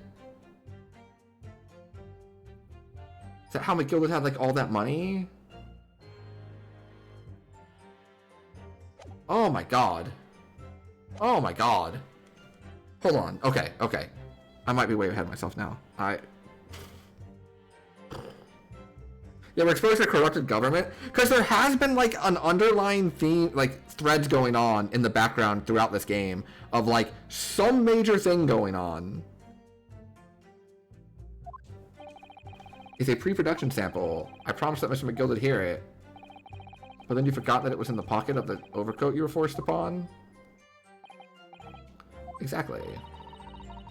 She didn't mention any of that in her testimony 2 months ago, did she? No. Because McGilda had threatened her to keep her mouth shut. She said if we dig too deeply here, it's gonna expose Gina's perjury. This is complicated, isn't it? Let's leave it alone for the time being. It was stolen from me? Hold it! Oh my gosh. I'm still trying to wrap my head around this. Mr. Straw lifted the ticket.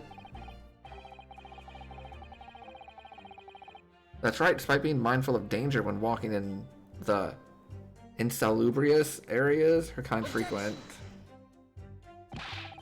Mr. Straw did no such thing. Well, of course he would take that stance. But the girl is a regular offender. Whew. Sorry. You came to the pawnbrokery that day prepared with all the information you needed to identify the defendant.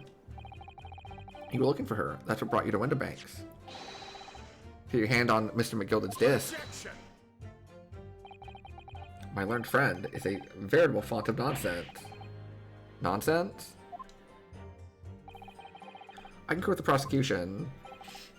Counsel, you will refrain from conjecturing in this way. Is that clear? Yes, my lord. Then I'll continue with my testimony for what possible use it can be. I proceeded at once to the shop in order to explain my situation and redeem my article. Had you ever been to Winterbanks before? Only once, for the purposes of pawning suppling. But like many, I enjoy browsing such establishments. So when you noticed that the pickpocket had taken your ticket, you chased after her. Is that correct? That's right, I didn't notice at first, of course, such as the art of the pick purse. But when I did, I headed to the pawnbrokery at once, in order to reclaim my coat before the thief could. I was merely trying to recover what was rightfully mine in the first place.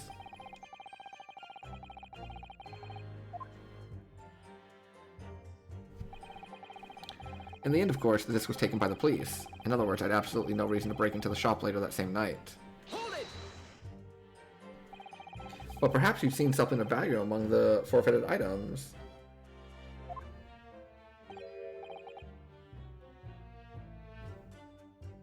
Not at all. I think I missed one of the things, by the way. A valuer was brought in by the police to assess everything in the shop. Without exception, every article on the shelves was common or garden bric-a-brac. In that case, it's clear that you broke into the shop later that day in order to recover Mr. McGilded's disc. Have you not been listening? Even if I had wanted to recover the disc, you may recall that it had been seized by the police that afternoon. There was no more in the shop that night than I. As I keep saying, I simply had no reason to break in. So there was nothing of McGilded's left in the shop that night? Nothing this man might have been after? I wonder if that's really true. Bruno, if you have some evidence, let him have it. I'm dying to see that irritatingly assured expression of his crumble. McGilded slipped the disc into his coat pocket and had it deposited in Winterbanks. Then when he realized he was going to be arrested on suspicion of the omnibus murder, he threatened Gina and forced her to take the redemption ticket. There's no doubt about it. That witness is lying through his pearly white teeth. The police were obviously after anything left behind by McGilded as well. That's why Inspector Gregson ended up taking the disc into custody that day. But Gregsy being very strange about all this. There must be a reason for that, I'm sure. I just don't know what it is. For now I need to focus on exposing the fact that Mr. Graydon is lying.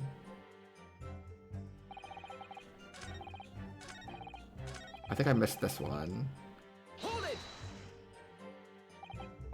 Yes, it was taken by Inspector Gregson here, wasn't it? That's right. That was the very man. Apparently the police are collecting anything that has a connection to Mr. McGilded as evidence. Excuse me. What you got, buddy? Something wrong, Inspector? Well, what do you mean? The last remark Mr. Graydon made in his testimony seemed to trouble you in some way. No, it didn't. It's nothing. Leave it alone. Let me ask you this, Inspector. Why is Scotland Yard gathering Mr. McGilded's possessions? I can't tell you something like that, Sunshine. What is it, Inspector? Investigative secrets? Yes, exactly. You should know all about that. Magnus McGilded, who died so unexpectedly after his trial 2 months ago. A man renowned throughout the capital for his great contributions to public life. Yet he had a dark side, too. Where are you going with this? I suppose the police are dealing with the aftermath of his nefarious activities, are they? Oh my god, I'm correct! That is what's happening. McGilded was selling, like, national secrets. And that's why he's, like, mad rich.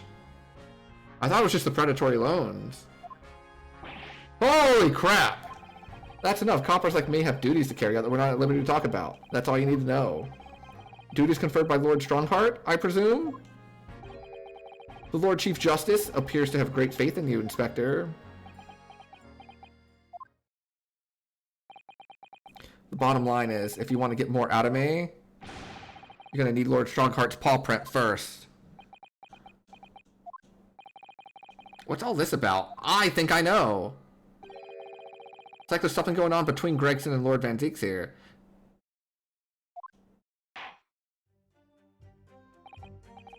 Well, it would appear that the inspector has revealed all he is at liberty to reveal. Mr. Graydon, let's return to your testimony. Gladly, my lord. In other words, I'd absolutely no reason. That's not true. The small box. Objection. This disc was deposited at Windibanks on Magnus McGilded's instructions. You knew that, and you went there with the intention of obtaining it for yourself. Conjecture again, and in any case, the disc was taken into custody by the police that afternoon. The witness had no reason to visit the pawnbrokery. Yes, he did. Sorry, my learned friend.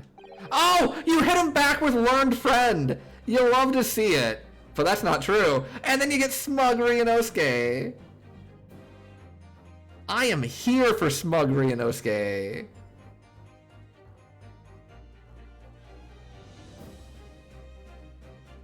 Oh, the music like starts piping up. Oh.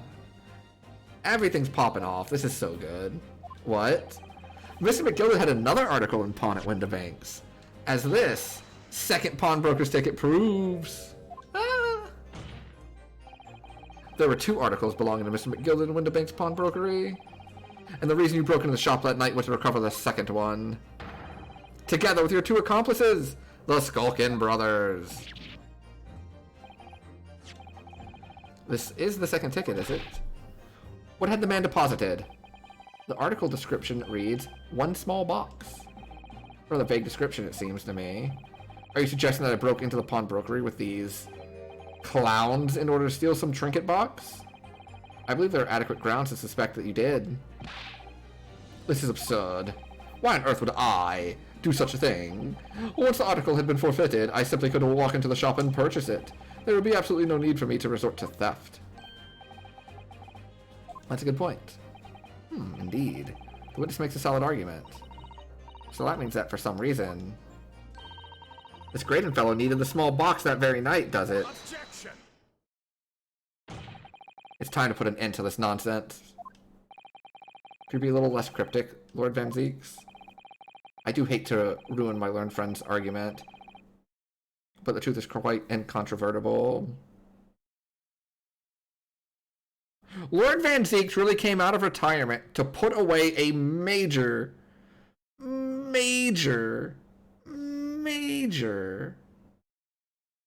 public figure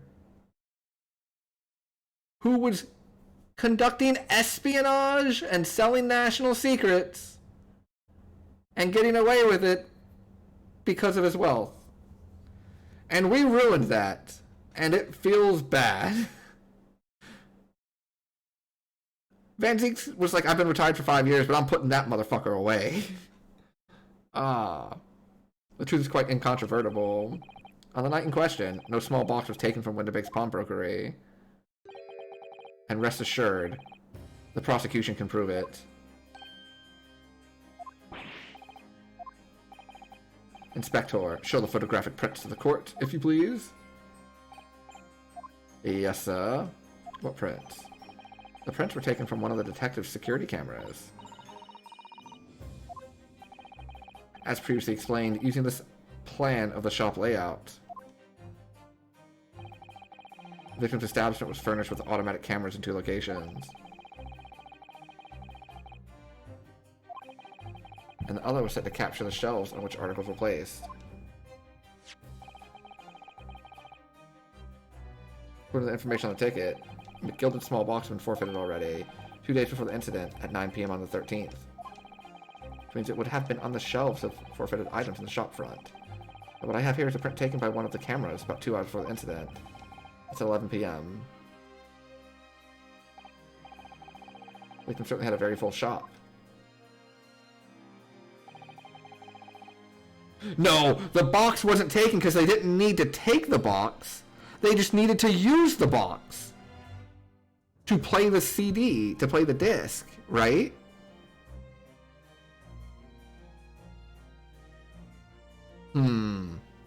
Are we gonna have another one of those stereoscope issues where the box appears to jump out at us? This one was taken about 2 hours after the incident. Oh, yes, they don't have the disc. You're right. So we have 2 pictures to compare. Must say that place them side by side leaves me cold. And dear me, that's starting to make my head ache. Obviously, at Scotland Yard, we considered theft as one possible motive in this case.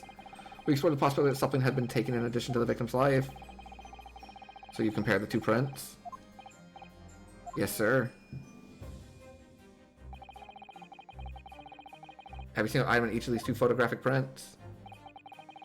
And the Yard's conclusion is that exactly the same number are present in both. In other words, nothing was taken from the pawnbrokery on the night in question, and my learned friend's assertion is nothing more than a hopeful fantasy. I don't believe it. If I could have just shown that he'd stolen McGilded's pawned box. Fucking danced on me.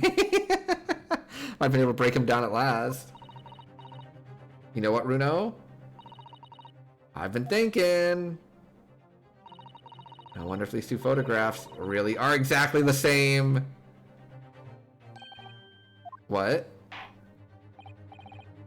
So, counsel, in the light of the evidence put forward by the prosecution, what is your position?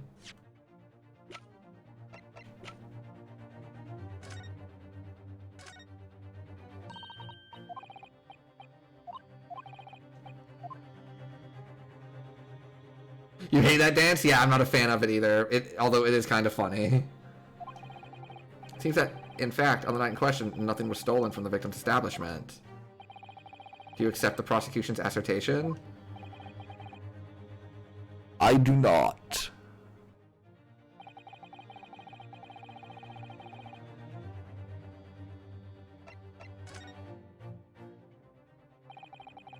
Before I give my answer, my lord, I'd like to try something if I may. Try something? What do you mean, counsel? I'll need to use a certain piece of evidence from the court record to identify the discrepancy. I'm not entirely sure what I follow. Which piece of evidence do you intend to use to help you? Take that! I'd like to use this device, my lord, to view the 2 prints stereoscopically. Ooh, yes, you've caught the bug at last. You can't resist it, can you?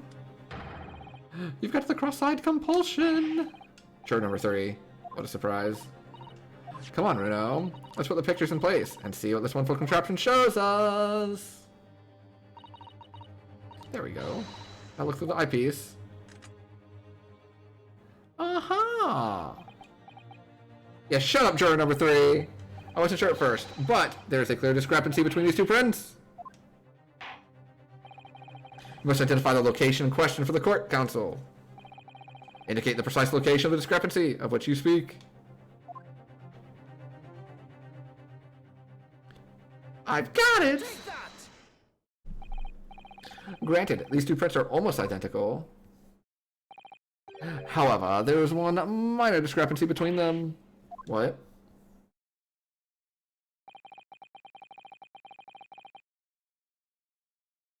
When you view the two pictures stereoscopically,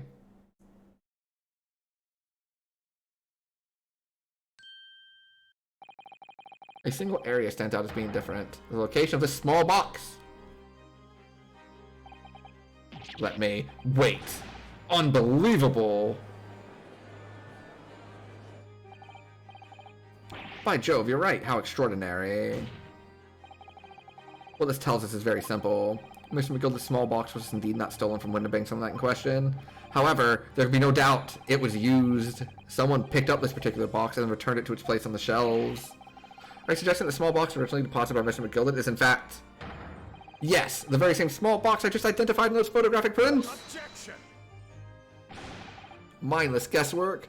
What if it was? So a box was moved on the shelf, nothing was stolen, which means quite simply that nothing has changed. That may be true, but it also might not be. Mr. McGilda's box wasn't stolen then, but doesn't the fact that it was moved like that change things? It changes everything. I believe this changes everything about the case. How can that possibly be? The crucial point is the fact that what was moved was a small box. In other words, we have to consider what might have been inside that box. What are you suggesting? I'm suggesting that we need to examine that box as soon as possible. A vital piece of evidence is sitting on the shelves at Windibanks as we speak. That won't be necessary. Some little box belonging to a man who died 2 months ago can't possibly be relevant to this trial. The court does not uphold your objection, Lord Van Zeeks. Bailiff! Arrange for an officer to go to Baker Street at once. Obtain the small box in question, and bring it back here for further examination.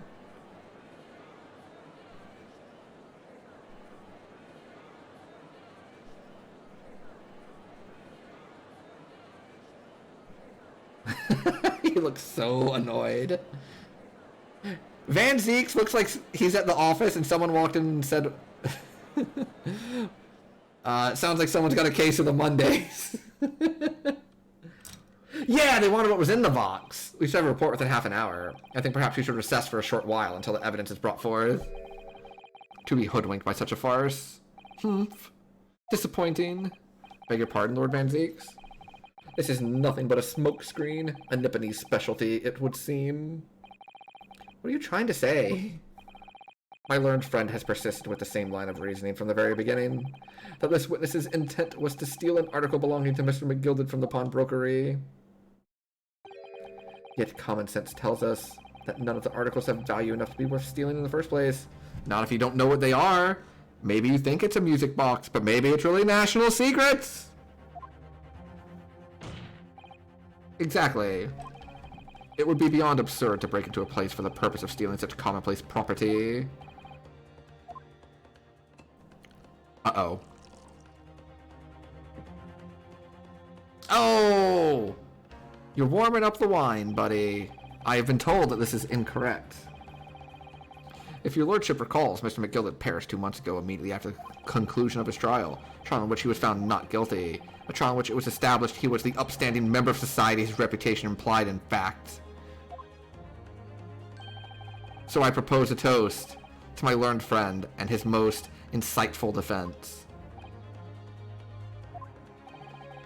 The articles this upstanding member of society pawned were entirely ordinary. A black overcoat that just happened to have a music box disc in one of its pockets and a small box. I assure you, I wouldn't accept even if the man tried to make a gift of such things to me. You know, that does make rather a lot of sense. It's not as if it were gold or jewels. Though goodness knows Mr. McGillicuddy was rich enough, but you can't deposit cash at a pawnbrokery. I'm quite certain of that. Prosecution's argument is undeniably compelling. It is incumbent on the defense now to bolster its argument. No, the hollow jealous! To explain what possible significance these commonplace articles pawned by this fine citizen could have. Well, counsel, is your argument in fact demonstratable? Are you able to show proof that the disc and the box are in any tangible way related to this case?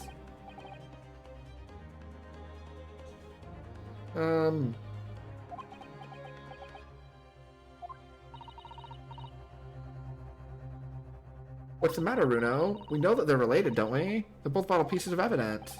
Yes, of course. You and I both know that. We know McGillicuddy's true character, and we know the disc is significant, even if we don't know why.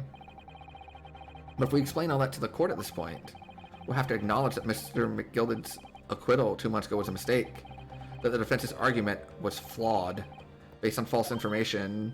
Oh no. And that would mean admitting that Gina committed perjury. But Jenny, could it be that Van Zieks knows? Is that why he's doing this now? Because he anticipated everything? But maybe. This could be a great opportunity for us. Sorry? What do you mean? Well, what is it that you always say, Runo? Sooner or later, the truth comes out. Every time.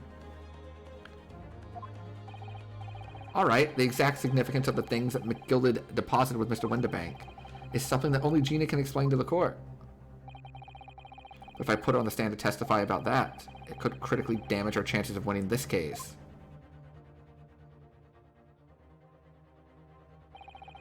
What's the right thing to do here?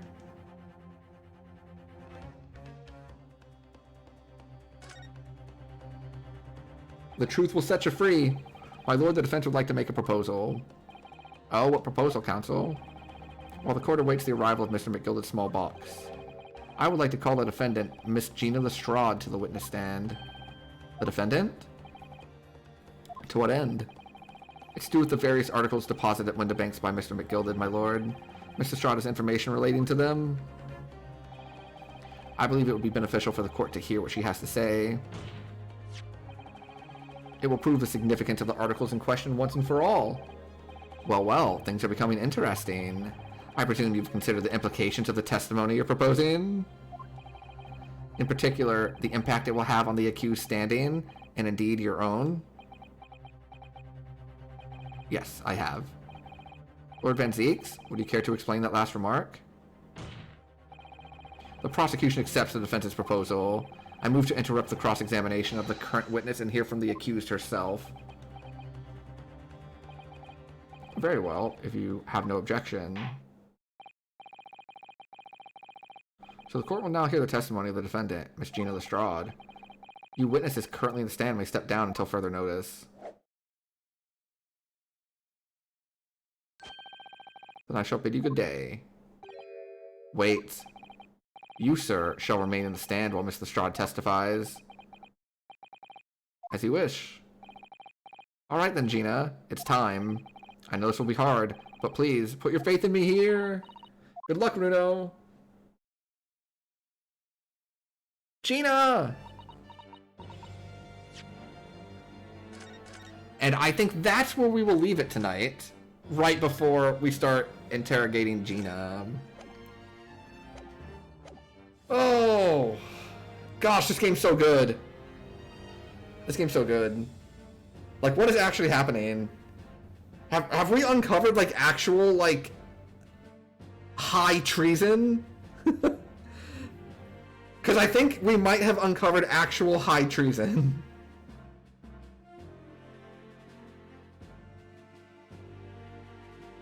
Naruto! That would be the accurate charge, right? Yeah. Like, I don't know what specifies the difference between treason and high treason, but, like, I'm pretty sure selling national secrets is of the high treason variety. Like, I don't know exactly where that line is. Yeah, so I'm gonna thank you all for hanging out. The next stream we do will probably be finishing this game. Because, you know, I don't want to wait. You know, I don't want to wait too much longer and forget everything. So, probably, almost certainly no stream tomorrow unless it's like a daytime couple hour stream, which won't be this. And then almost certainly no stream Wednesday unless, you know, it's a daytime couple hour thing again. So we'll probably play this again on Thursday. Medium treasonish. Medium treason. Definitely will finish with the next stream. Perfect. So yes, next stream on Thursday, we will finish Ace Attorney, the Great Ace Attorney Chronicles. Game has been fantastic. And then we might just jump into the second one, depending on how long it is. We might not. I don't know. We'll find out. But I want to thank you all for hanging out. I want to thank all the raids. We got a Quinn raid. We got a Sandman raid. I really appreciate it. I really appreciate everyone hanging out, spending their evening with me. It really means a lot. There are a ton of streams on Twitch. And the fact that you spend your evenings with me is super neat. And I am incredibly grateful for it. You all have a wonderful evening. Have a great couple of days in case I don't stream before then. Have a great night. I'm going to send you to...